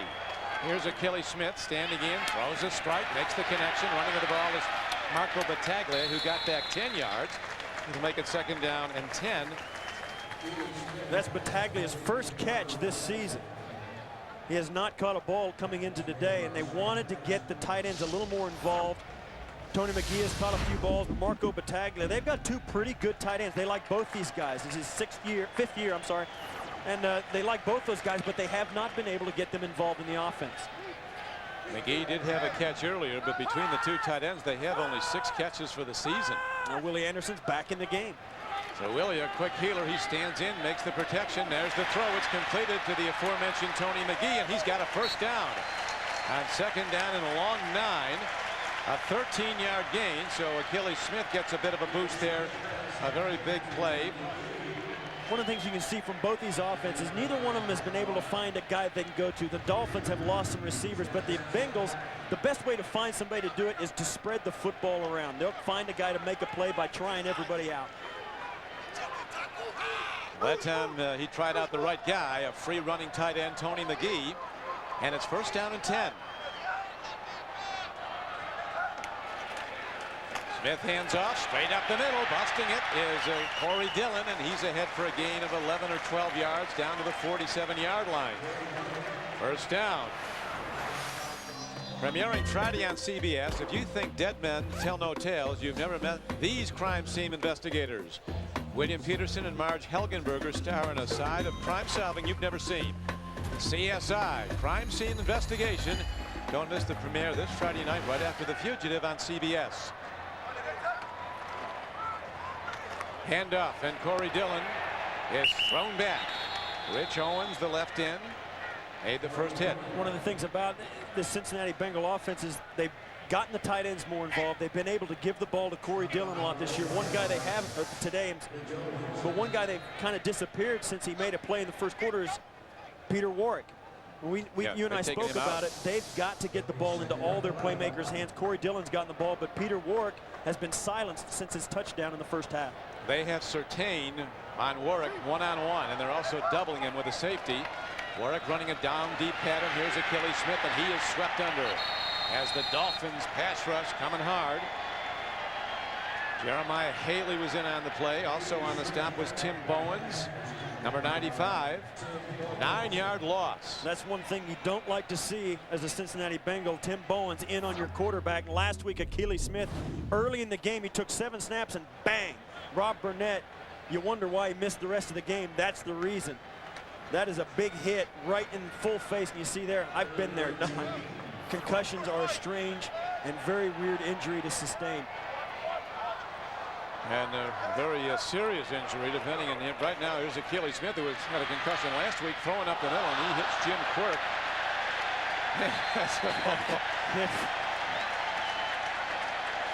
He got the umpire. Achilles, he hears the crowd roar. They don't realize he just hit the umpire in the stomach. He thought he completed the pass for a minute because the crowd. I think it might have been a little below the belt. We got a flag also on the play.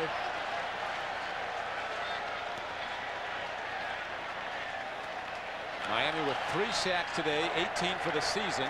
Intentional grounding. Number 11. This penalty, the ball is greater than 10 yards, so we'll take the spot where he threw it from. Loss of down, 4th down. Oh, he's calling those tight on him. He threw it right over the middle of the second field. one today.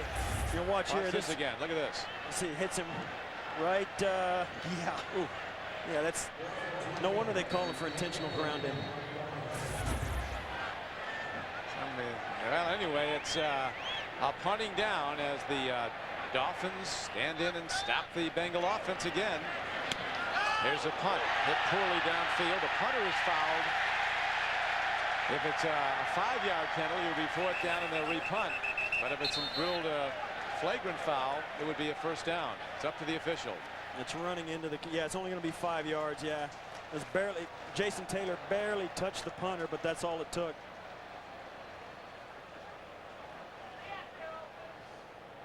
A very suspect punting game for the Cincinnati Bengals, as Dave Wanstead, who told us yesterday, we have to match their emotion at the outset and not make early mistakes that give them a momentum and an edge. The punter for the Bengals is Daniel Pope, and his strength is that he gets the ball off very quickly so he doesn't risk getting it blocked. Running into the kicker, number 99, defense. That's a 5-yard penalty. We'll replay 4th down. The strength of his leg is not the best. You'll see here, and watch, Jason Taylor barely hits him, and watch, he does that and then rolls over. That's a nice little acting job.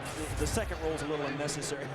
So it was on 4th and 31, so it's a 5-yard penalty. Just means you repunt. I tell you, the net punting yardage so far this year for the Cincinnati punter Daniel Pope is 34.2. That is a losing number. You go through the season with a net of 34, your team loses a lot of games. That's impossible field position to overcome for a defense. Dolphins coming hard. He hits the ball better this time. Jeff Ogden is back. He'll let it hop. And it caroms out of bounds inside the 30-yard line. They'll mark it out at the 27-yard line. That gives us a chance to go to New York after a 36-yard punt to Jim Nance. Jim? All right, Don, we've had a sudden change of events in Denver. After a safety, here comes the free kick to Delta O'Neal, rookie for the Broncos. He'll take the free kick 87 yards and let his Bronco teammates know he's ready when you are. They're back within 10. Let's go back now to Don and Steve. A free kick. That's something else. You don't see those very often. Safeties don't happen. I think we've seen a bunch of safeties in the National Football League this year. We have. Not too many free kicks returned for a touchdown, I'll say that. Intentional grounding by the quarterback when he's throwing from his end zone as a safety. We saw that last week at Oakland. Out to the Cleveland. Here's a throw, far side, and the ball is caught by Arande Gadsden. What? How did this guy slip through the scouting network of the NFL? He actually was playing for the Portland Forest Dragons of the Arena League.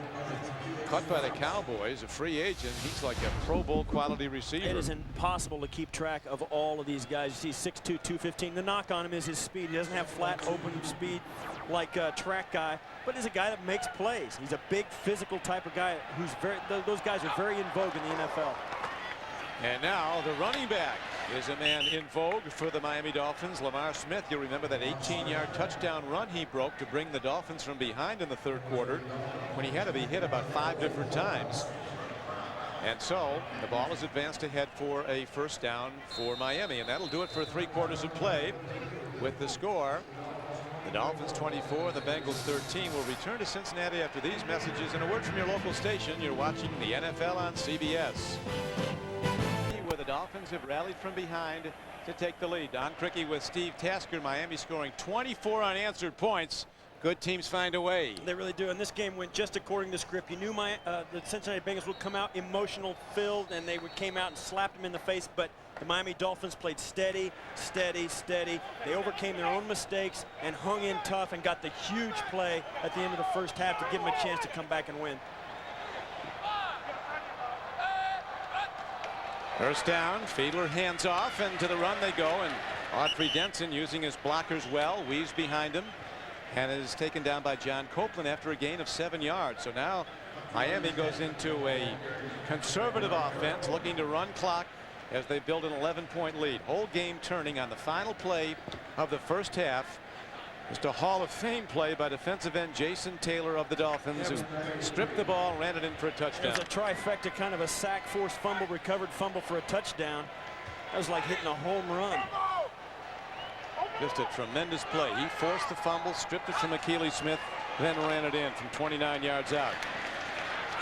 And on second and short, Miami go to the run again.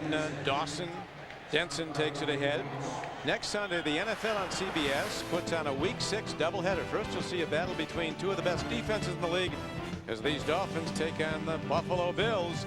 And in the late game, the Denver Broncos meet the San Diego Chargers. Check local listings beginning with Jim and Jerry, Craig, Randy, Mike, and Marcus on the NFL Today. That's quite a team picture they got going there.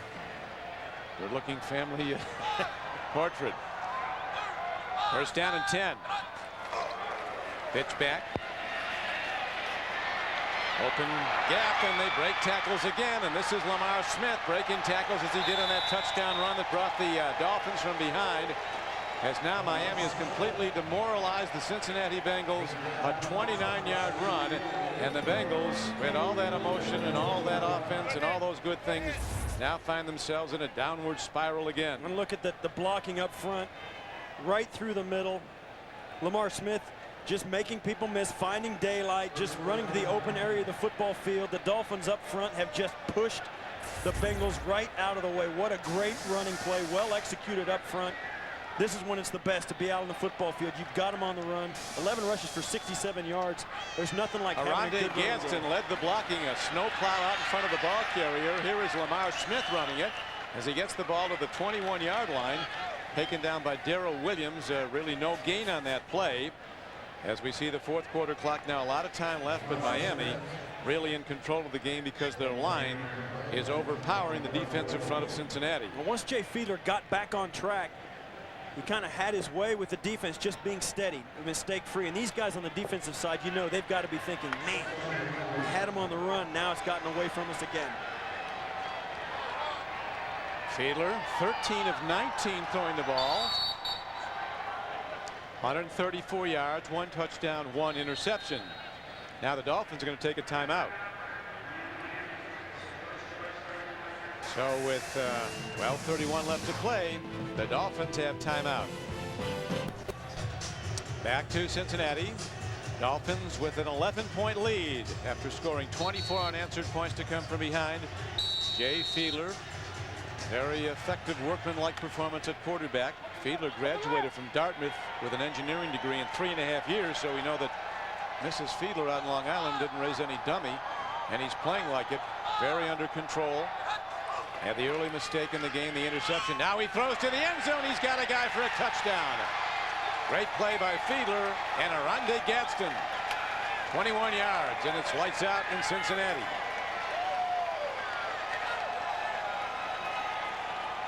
We wondered how long it would take for the emotional bubble to burst for the Bengals, and right here, this is the final thing that punctures it. Oronde Gadsden, just the big receiver going up over the smaller defensive back. It's no secret, Jay Fiedler puts the ball where he can catch it. So the legacy of failure here in Cincinnati for the last decade continues. It looked like the Bengals might break out of it under their new coach today. They started with such promising returns. An 80-yard drive on the opening possession and a touchdown. Now the better team, the Dolphins, takes command 31-13. Back at the NFL's newest super stadium, all brown stadium here in Cincinnati. The Dolphins have come back strong. 31 unanswered points to take over the game 31-13. Here is Tremaine Mack running it straight ahead, and good special teams coverage. Larry Izzo was on the stop.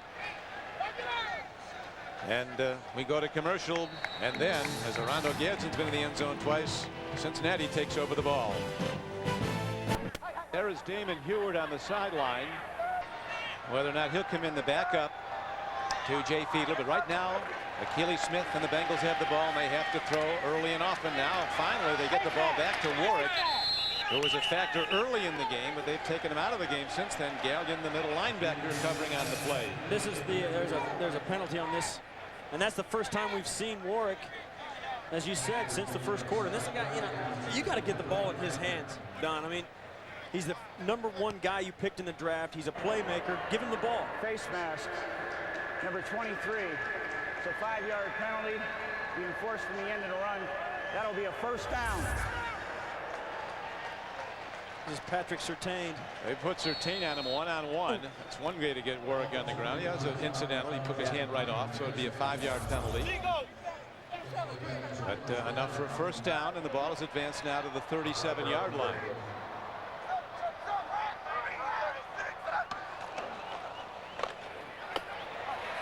Corey Dillon breaks into open field and gets down out to the 47-yard line. A gain on the play of 8. Now we have a chance to go back to Jim Nantz in New York. Jim? Well, Don, remember we showed you that free kick return for a touchdown by the Broncos, but the Patriots came right back. Bledsoe to Terry Glenn. Bledsoe with another touchdown pass, his 3rd of the day, and they are in front comfortably again. Let's go back to Don and Steve. Bill Belichick may get his first win. Yeah, the Patriots could only muster 3 points last week against the Dolphins in a loss. Corey Dillon runs the ball on the short yardage play, 2nd and 2. A moment ago, we saw Oronde Gadsden going for the touchdown. Look here, there's 9 guys for the Cincinnati defense in around the ball. That just leaves Oronde Gadsden by himself, man-to-man coverage. And Tom Clark has nobody to help him. No, Tom Carter, I'm sorry, has nobody to help him. And it's Oronde Gadsden just going in and making a play. And we saw it earlier to the other side when the Dolphins said, hey, let's just do it again. Gadsden, a touchdown maker, 2 today. He has 15 in his 2 previous seasons total for the Dolphins. Here's a throw and a catch, beautifully done. Timing throw to the tight end McGee on an out pattern. And the ball is going to be out of bounds at about the 41-yard line of the Dolphins. A gain on the play, about 9 yards. That's one of the things about the NFL. If you have a play that works against a certain look, you do it until they stop it. And that's especially true on the defensive side of the ball. When you're rushing them and you keep getting sacks with one defensive look, you give it to them until they prove they can stop it. And that's what the Dolphins have done with Oronde Gadsden. Well, you know one thing about Oronde, when it's a jump ball, he wins it. 2 touchdowns on arcing throws to the end zone to him. Here's a handoff, and Bennett runs the ball, breaks a tackle, gets ahead, first down for the Cincinnati Bengals. CBS Tuesday on the season premiere of JAG. Harm uncovers a secret that could reignite the Cold War. Don't miss the season premiere of JAG Tuesday on CBS at 8, 7 Central. You know, Goodyear blimp. We move on in and zoom in. What a gorgeous stadium this is, too. As you see it from overhead. Everyone gets better, these new stadiums. First down. Bengals have been out of the end zone for so long. Here is a little dump throw over the middle, and Corey Dillon can't hold on to it. It'll bring up 2nd down and 10 for the Bengals. And you think by looking at this, and you talk about the Miami defense against this Bengals offense, this Miami defense gave up 10 quick points. It looked like they were on their heels and were going to struggle, but yet, you know, we're deep in the 4th quarter. They've still only given up 13 points. And you take that as a defense. I mean, you can say that, you know, it's not what they've done in the regular season, you know, up to this point, but I'm telling you what, they're still playing very well defensively. Very much so. Have all season. Here is the handoff to Corey Dillon, and he breaks it for a 1st down and gets inside the 25-yard line. A gain on the play of 15 yards and a 1st down. Dillon's up around that century mark for the season. Brock Marion makes the tackle. And Corey Dillon's a guy who came out of the game last week, took himself out of the game, came off, and let the coaches know how frustrated he was with the running game a week ago. I mean, he just came out, sat down. He didn't stay out. He did go right back in the game. You see there, this is the reason. This is the guy that goes over 1,000 every year, and he's not had that kind of success thus far. Well, today, that last run got him over 100, Steve. He's up to 109 on 20 carries. Kelly Smith takes a look, turns the corner, high probes the sideline, and gets inside. There's a penalty marker thrown. Might be on the Dolphins. At least Keely Smith thinks it is. Yeah, Sam Madison gave him a little extra push about 4 yards out of bounds. And you can see him complaining. Keely Smith gave him the face mask stiff arm. You know, watch here at the end of this play, I think Keely gives him a little bit of a stiff arm right in the face mask. Right there, you see it? And Sam didn't like it, and that's the penalty right there. Personal foul. Unnecessary roughness for 29. Defense. This will be half the distance to the goal. 1st down.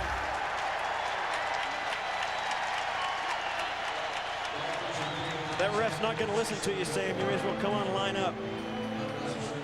It's too late now. And it does advance the ball down to the 7-yard line, where it's going to be 1st down and goal for the Bengals. Rick. 9 yards on the run and 7 more in the half to distance. Keely Smith play fakes, takes a look, buying time with his good legs. Nothing happening. He throws, and he was out of the tackle box, so it's not intentional grounding, but it wasn't near close to anybody who was an eligible receiver. Rich Owens was putting the heat on him. Dave Wanstead has done a tremendous job in his 1st year succeeding Jimmy Johnson. We asked Dave yesterday how he's changed as a coach. Coached the Bears as the head man for 6 years. He said, well, I now make the tough decisions. I used to hate to cut guys who worked hard, but I realize now if the guy isn't up to snuff, doesn't make the cut.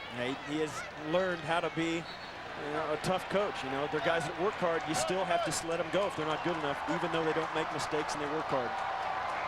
We asked him if Jimmy Johnson would ever get back into coaching. He was more than emphatic, saying no, not ever. In fact, said Jimmy Johnson's only had shoes on about 3 times since he retired. 2 of those things were weddings he went to. Yeah.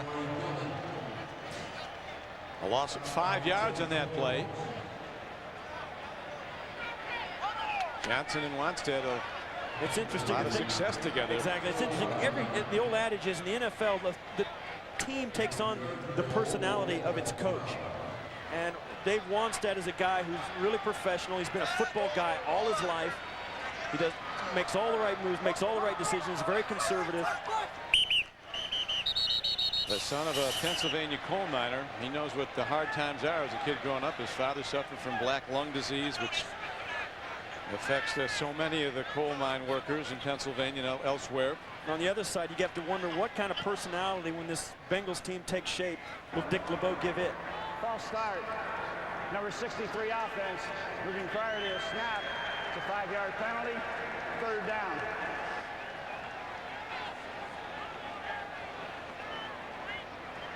Keely Smith's been kind of on the run today. He's been sacked 3 times, hurried 6 times, knocked down 6 times, and had 2 intentional grounding penalties, and cost the fumble was a killer.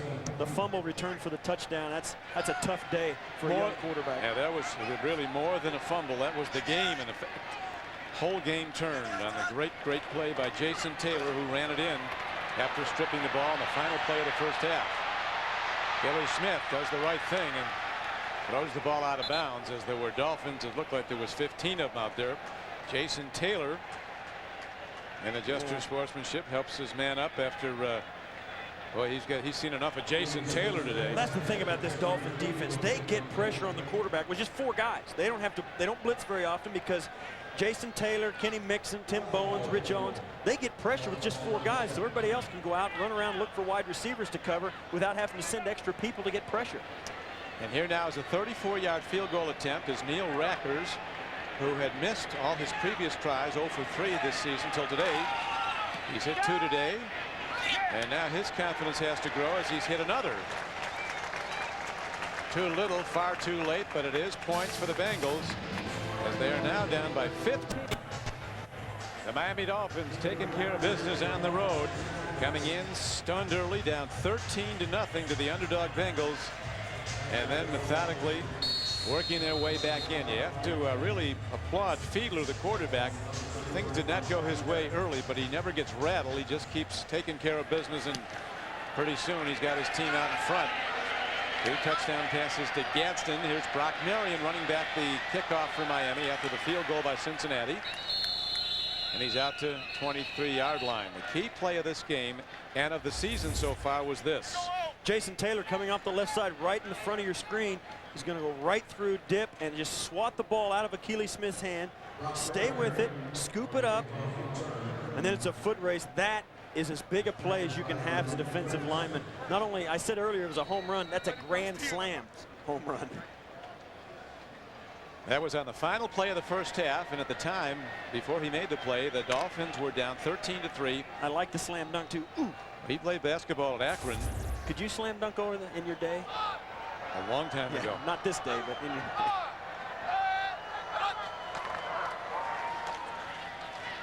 Particularly if the rim was 2 inches low. J.J. Johnson runs the ball straight ahead, gets to the 26-yard line.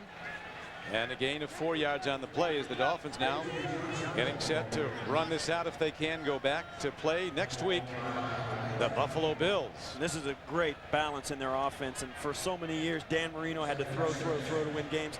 This Dolphins offense is so balanced, and that is difficult to defend. You'd love that because it keeps the defense honest. Bengals host the Tennessee Titans next week, who beat the Giants soundly today, and the Dolphins play the Bills at home for the Miami Dolphins. Here is a throw and almost a kickoff as Hunter Goodwin was the target, the tight end, 83.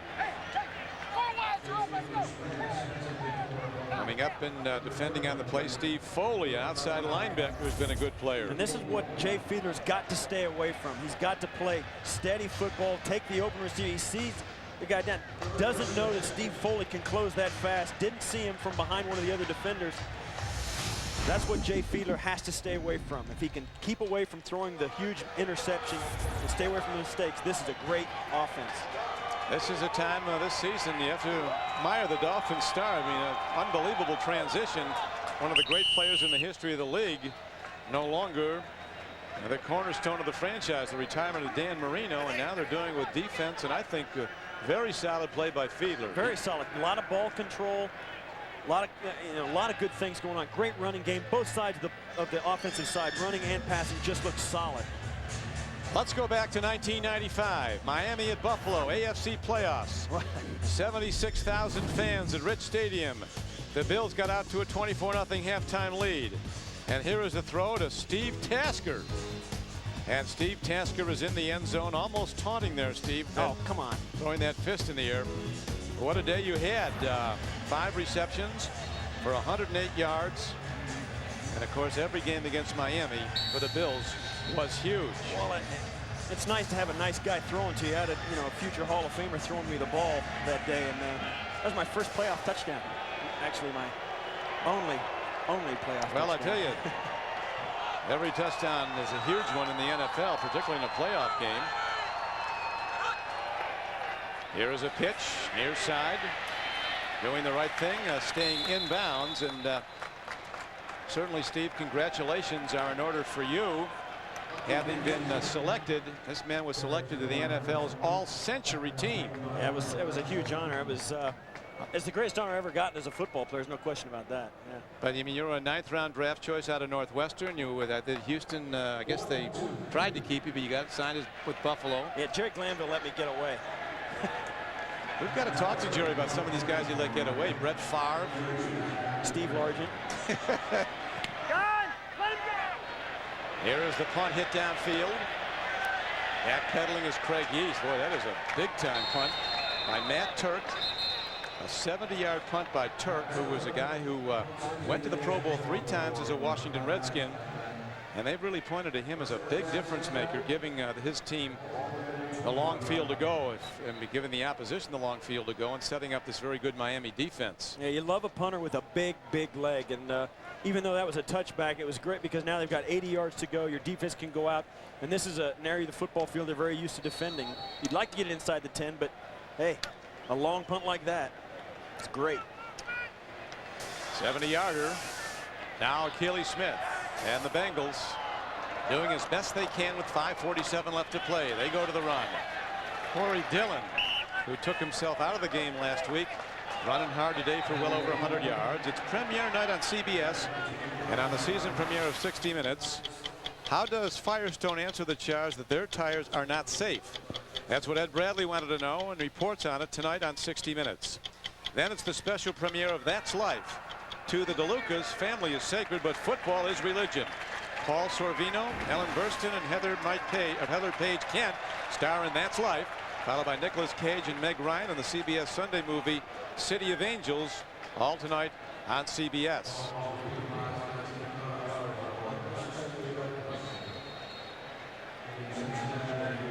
They had a holding penalty on that last play. It moves the ball up for a first down and gives them 1st and 10 on the 40. First down. Smith play fakes. Here comes the rush. He eludes it, makes the throw and a connection, but not for very much, as he threw the ball for a gain of just 2 yards. Cliff Gross, fullback, was the receiver on the play. Dick LeBeau, 63 years old, the oldest rookie head coach since 1968. He said he's proud of it. But they call him the Dick Clark of coaches because he looks like he's about 40. He does. He's in great shape. He's a poet, a musician, and has been a very good defensive coach. And before that, an outstanding cornerback for the Lions. 41 years in the NFL. Said he thought the opportunity to be a head coach had passed him by, and he was okay with that. He accepted it. He had offers to be a head coach before he was called on this week, but he turned him down. He liked the place he was at better. He's been defensive specialist with 2 teams that have gone to the Super Bowl, the Bengals and the Pittsburgh Steelers. 3rd down and a long 2, almost 3 for Akili Smith from the shotgun. Greg East was open, but Akili came in high and incomplete. He was looking for him to turn upfield, I think. The thing that you have to remember now for the Cincinnati Bengals, it's important for them to just keep playing hard. Yeah, this game has not turned out the way they wanted, but right now they're working to make themselves a better football team. They're going to start out 0 for the first 4 weeks of the season. You see their statistics on the day, and that they're just trying to get themselves into a position where they can compete every week like they did in the first quarter and a half of this football game. Well, good teams overcome adversity. The Dolphins did that today. Lesser teams are taken apart by adversity, and that's what happened with the Bengals. A loop lead pass to Marco Battaglia. He's ahead for a first down to the 45-yard line of the Dolphins, a 9-yard gain on the play. Battaglia, former first-team All-American from Rutgers. And our thanks to the folks at Goodyear for today's overhead shots. It was 1925 when Goodyear first began coverage at major sporting events. There's the Goodyear blimp over the Ohio River. Separates Ohio and Kentucky. Here's a throw and an open man. Ball is caught down at the 35-yard line. The thing I like about what the Bengals are doing today, more so than any other game that I've seen them play, they're spreading the ball all over the field. Tony McGee's caught some balls, Marco Battaglia, and now there's a late flag back in the secondary of the Dolphins. Steve, you were the Buffalo Bills team. Well, 2 years in a row, the Bills, 1 year before you got there, they were 2-14. Then they were 2-14 when you got there. And then in the next year, you went to the championship game, didn't you? Yeah, well, 2 years later, yes. What was the difference? Defense. That penalty is declined. We'll take the result of the play. First down. The biggest difference in the National Football League is the difference there is in all the teams from the neck up. You saw the difference in the Bengals today. They're the great teams, and they run on the field. They have half the games won. Before they kick it off, they just know they're going to win. Here's Akili Smith looking good as he runs on 1st and 10 ahead for a gain of 14 yards and a first down for the Bengals. Every guy that we talked to this week for the Bengals said, you know what, we just need to believe we can do it. Right now, there's some guys on this team that just don't believe it yet, but they're going to get there. Here is Bennett running hard on 1st down. So this is by far Akili Smith's best game. He's had a lot of good moments in this game. This is the best game that the Bengals have played all year. They're enthusiastic. They're playing hard. They're doing some good things. They're spreading the football around. They're moving the football offensively. Akili Smith dropping to throw. Fires hard. Makes a connection. And the knockdown is made on Brandon Bennett. At the NFL draft 2 years ago, I was at Madison Square Garden, and I talked to Akili Smith's high school coach from Lincoln High in San Diego, where Marcus Allen went, and Ricky Williams, a lot of great players. I said, what makes Akili Smith good? He said he's the toughest man in the draft. He said there's not a linebacker in this draft as tough as Akili Smith. And you really have to be at that position these days, especially with the way they ask him to run the football once in a while. 1973 first-round playoffs. Cincinnati at Miami to battle the heavily favored Dolphins. Miami's defense had allowed only 15 touchdowns all season and kept the Bengals out of the end zone in this game as well. Greasy passed for 2 touchdowns. Miami won 34-16 and went on to win Super Bowl VIII 24-7 over the Vikings. Dave Wanstead, who was part of the coaching staff of a national championship team with the Miami Hurricanes under Jimmy Johnson. And they went to Dallas together, had more success, a couple of Super Bowl wins. And now Dave Wanstead with a very, very important win today. His team was knocked down early, looked like they were in deep trouble, kept their composure. They rallied back with big plays and in the end dominate.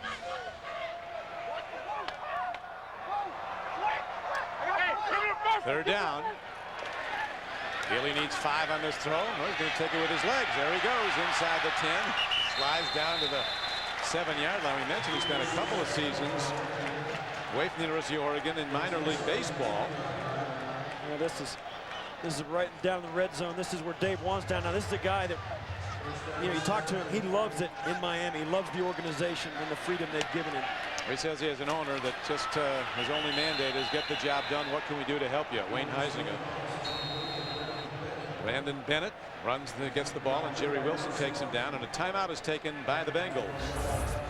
You see, this is one more instance where the Bengals are just trying to get the ball out to their playmakers, spreading the football all over the field. And I think they're going to be a more effective team in the weeks to come because of their ability to do this and their willingness to do it. This AFC East is a very good division. That the Bengals in the AFC Central, the Dolphins are in. Of course, the Colts winning today on a last-second field goal by Vander Jack, winning at Buffalo 18-16. And then the Jets leading the pack in the AFC East, and Wanstead and his crew are right behind, playing great defense, probably playing better defense than anybody in that division. Nice positioning right now, Steve, for the Dolphins. They'll go home to play the Bills next week. Then they'll be off on the bye week, and then the Jets come in to Miami. So Dolphins off to a very good start, and they could continue to build on it. They're tough to beat in Florida, that's for sure, and particularly it's over September, but they haven't lost in September 14 straight games, I think it is. You saw a moment ago the yards at home, 200. Tip ball up for grabs. Healy almost got his own pass. This is yards that have happened today. You saw a moment ago, and here it is again. The first quarter, the Dolphins had 1 yard, and now they've gotten 295 all total since. 294 yards since. That's the difference in the ball game. They just found themselves. All of a sudden, the light switch went on when Jason Taylor made that play, and it's been a battle for the Bengals ever since. Bengals averaging only 2 points a game. 2 a game. That might do in soccer, but not in football till today. Look at that throw, but it's tipped and it might be intercepted. It looks like it is picked off. A carom shot. Now a penalty marker comes in as they start up after the play. Yeah. The ball was tipped. It was caught, and nobody realized that nobody had touched Derek Rogers. So everybody's kind of standing around. Half the guys were running, half the guys weren't. At this point, Coach Wanstead and his staff ready to take their team and uniforms and a 15-point win and get out of Dodge. And 30 points for their offense. Well, actually, yeah, 24 points for their offense. The defense scored 1 touchdown, but that's got to bode well for them. And we said it earlier, their offense kind of needed to put their backs in the wall. They needed to be prodded a little bit. They had leaned on that defense so much, and now, early on in this game, when they really needed the offense to step up, they've been able to do it here in the second half, and it's going to be a huge boost for the Dolphins offense the rest of the way, an offense that needed a boost. Dolphin defense allowing a total of 2 touchdowns through 5 games this season. They started today with 1 touchdown allowed in 16 quarters, 4 games, the fewest touchdowns allowed over the first 4 games of the season since the 37 Bears. Watch here as this ball, as Akili Smith lets it go, it's going to pop up in 59 right there on your screen. He's going to catch it. Watch it goes going up in the air. Personal foul. He catches it. Roughness. Scott Gallion. 72. It'll be a 15-yard penalty. First down. And now there's half the guys on the field don't even realize that he can get up and run because they thought he was touched. Scott Gallion stepping in for Zach Thomas. Yeah, he got the interception. It was Matt O'Dwyer, the left guard, who was called for the personal foul after the play. Jay Fiedler's still in at quarterback. We thought we might see Damon Heward in this game. We thought we might see him very early when Fiedler struggled. But now, the only reason Damon Heward would be in would be to mop up in a big win. Jay Fiedler coming back. Dave Wanstead just hanging tough. His team played solid and then got the big play and were able to coast in.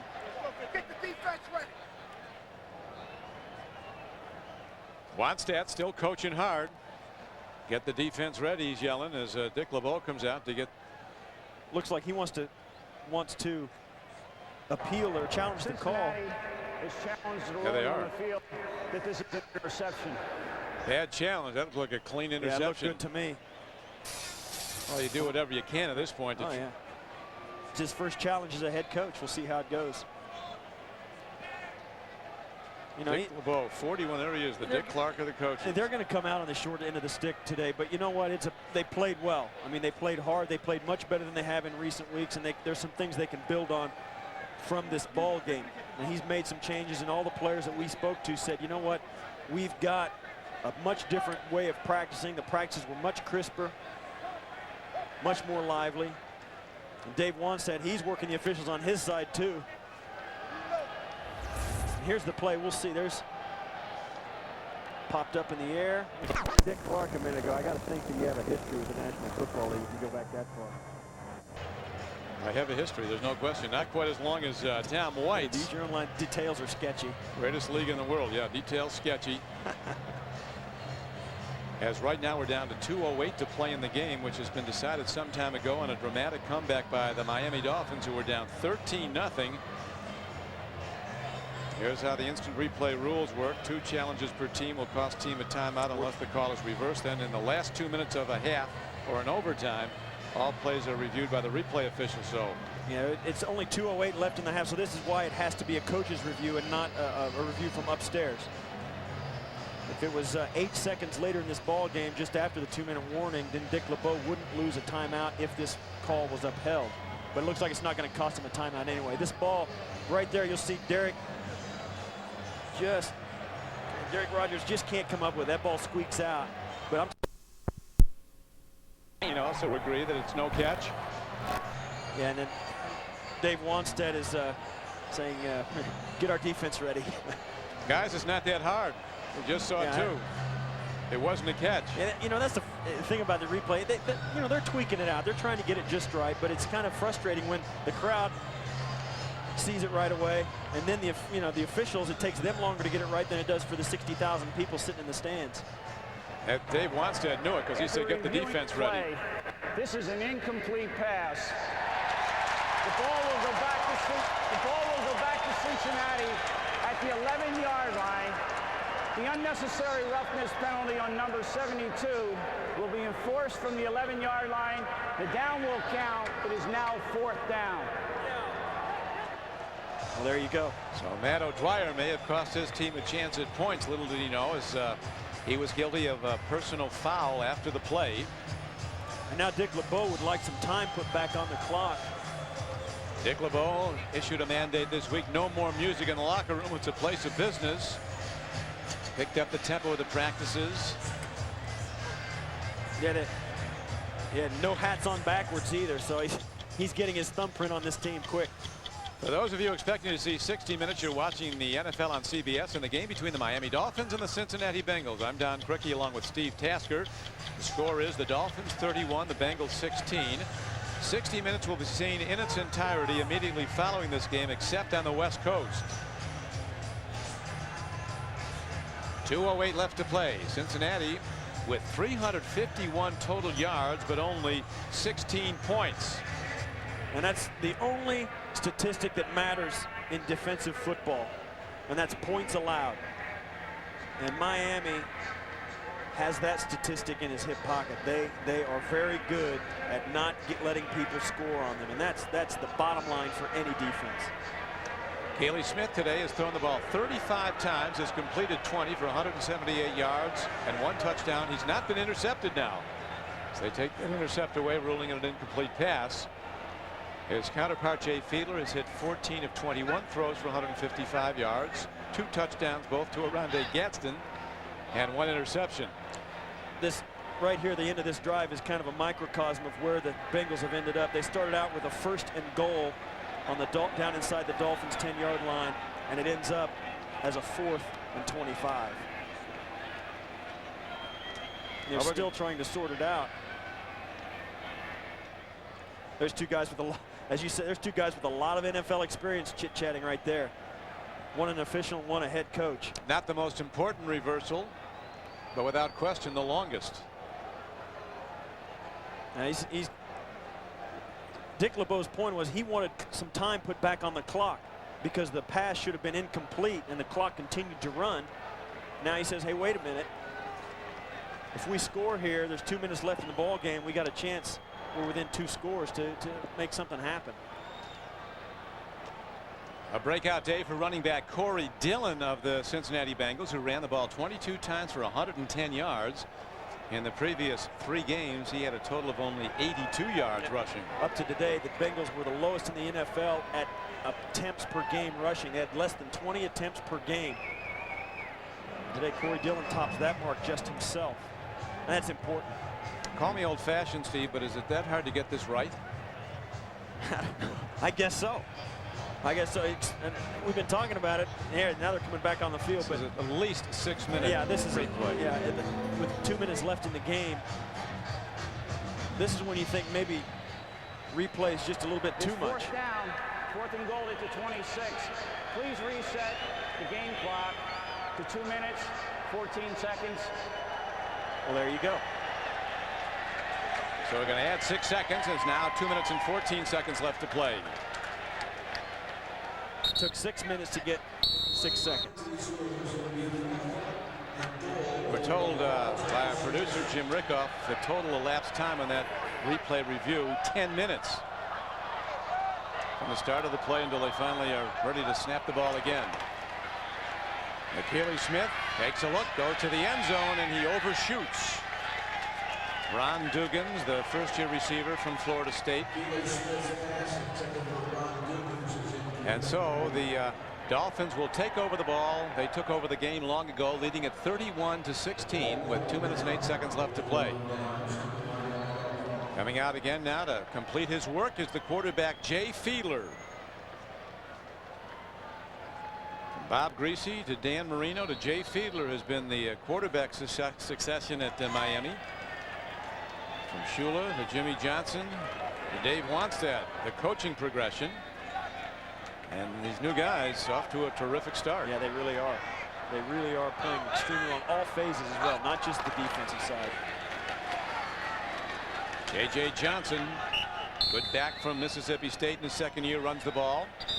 This is a team, the Dolphins, and so much has been talked about their defense, but their offense, due to the injuries, has played extremely well too. They've overcome a lot and played solid. 2-minute warning. 31-16 with 2 minutes left to play. The Dolphins ready to extend their season record now to 4-1. A lone loss at Minnesota. J.J. Johnson, in his wisdom, both arms on the ball. Big day for Drew Bledsoe today, 4 touchdown passes. Let's find out more about this day in the NFL as we go back to Jim Nantz in New York. All right, thank you, Don. But Brian Greasy has come back to get one of his own. Travis McGriff will haul this one in. And they succeeded on a 2-point try. But still, Patriots are up big. Under 2 minutes to play. Let's go back to Don and Steve. Thank you, Jim. 1 minute and 54 seconds left to play. Dave Wannstedt, who came in and said we have to match their emotion because we know they're going to be sky high with a coaching change. We want to remind you that coming up immediately following the game is the season premiere of 60 Minutes. How does Firestone answer the charge that their tires are not safe? That's what Ed Bradley wanted to know, and he reports it tonight on 60 Minutes.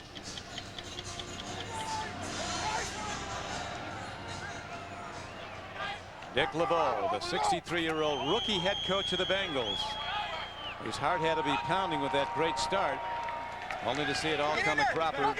Autry Denson runs the ball, and a penalty marker is fired in by the referee Tom White.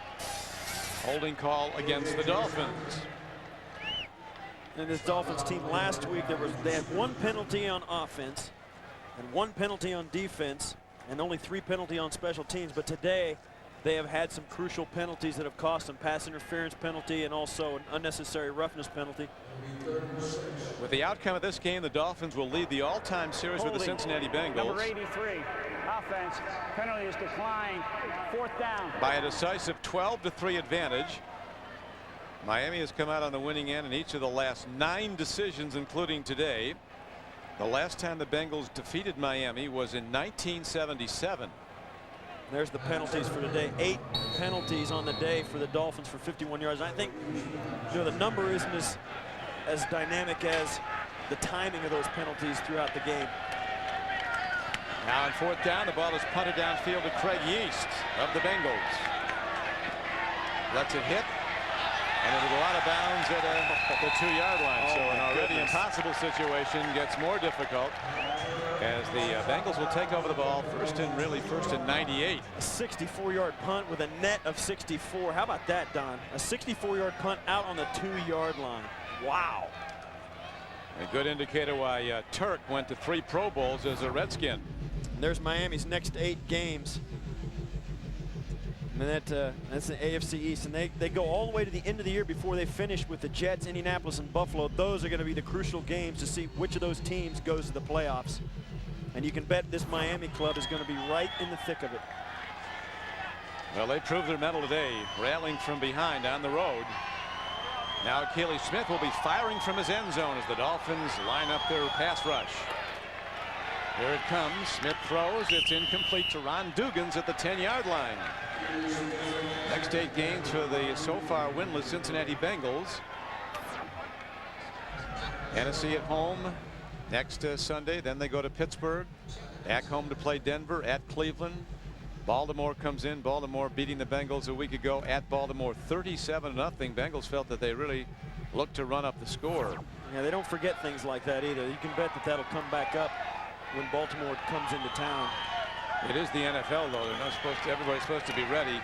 Yeah.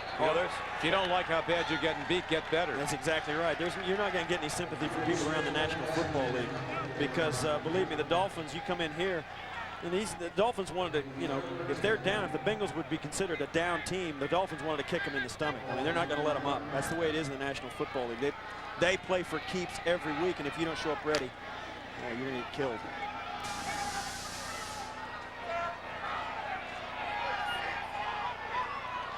See, Akili Smith has put the ball up 38 times. He's missed his last 5. They go to the run. It's almost a safety. He does get it out of the end zone. The executive producers of the NFL on CBS are Sean McManus and Terry Ewert. Coordinating director is Larry Cavallina. Today's game was produced by Jim Rickoff and directed by Kathy Barretto. The senior producer of the NFL Today is Eric Mann, and the director is Bob Matina. Coordinating producer of CBS Sports is Harold Bryant. The associate director of today's game was Sean Robbins. The broadcast associate was Jonathan Siegel, and the technical manager was John Bidstrup. We thank them all, and also our CBS statistician Bill George. Now the Bengals will punt the ball from their end zone. They do get it out. Dolphins are just going to let it roll. It carries out to the Cincinnati 43-yard line with 41 seconds left to play. There the Dolphins offense comes out for one last time. Here's Dave Wannstedt. You know it's been a good day. He takes the headphones off early, and that's it. Damon Heward, the backup, in conversation with there's Mike Quinn he's talking Quinn, to the there. third-string quarterback. Almost a day for different guys to win a letter at all. It didn't look like that at the outset.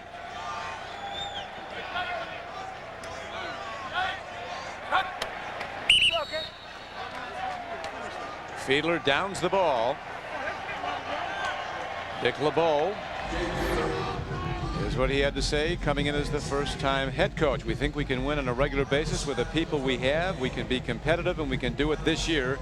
That's the challenge for all of us. Well, at the outset today, looked like they're going to run Miami out of Cincinnati. They showed up to play today. There's no question about it. Now they've got to learn to sustain it. They've got to play sustained, good, disciplined football the way they did at the beginning of this game today. So that will do it as Jay Fiedler is a starting quarterback. Leads his team to a 4-1 start. For Steve Tasker, this is Don Criqui saying so long from Cincinnati, where the final score is the Dolphins 31 and the Bengals 16.